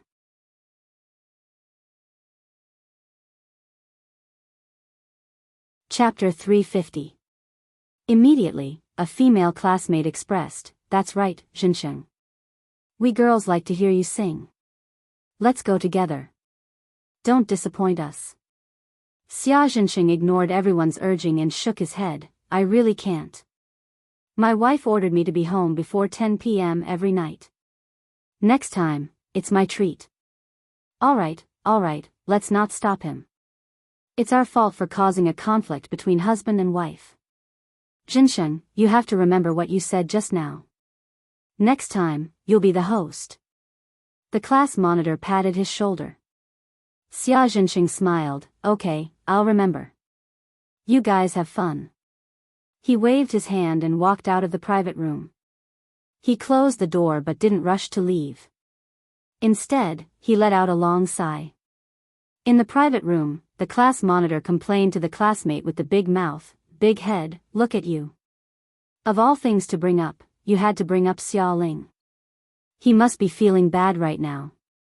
I didn't do it on purpose. Xia Zhenqing left the hotel and drove home. His mind was filled with Big Head's words, you let Xia Ling down. This sentence was like a curse, lingering in his mind and driving him crazy. When he got home, the whole villa was dark except for the lights in the living room. He leaned on the sofa dejectedly and called the servant, Madam isn't back yet?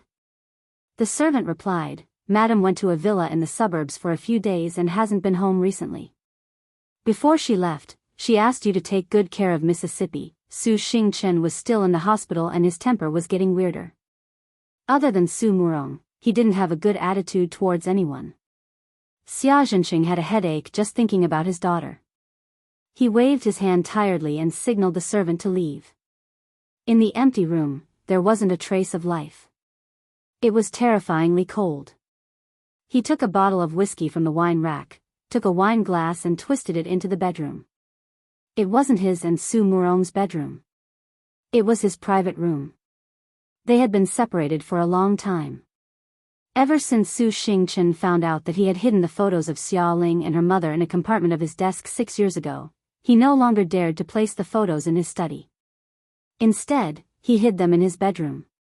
From the closet, he found the photo that he had treasured for many years and held it tightly to his chest. He poured a full glass of wine and drank it in one gulp. The bitter and spicy taste stimulated his taste buds and his nasal cavity. Tears welled up in his eyes. The wife and daughter in the photo were smiling peacefully. At that time, they were so happy. If Su Murong had not appeared, they would have continued to be happy. Xia Zhenqing burst into laughter as tears rolled down his cheeks. He pounded his chest with his left hand and repeatedly said, "I'm sorry." He would never forget the fire 20 years ago. That fire had not only burned Xia Ling to death, it had also destroyed his entire heart.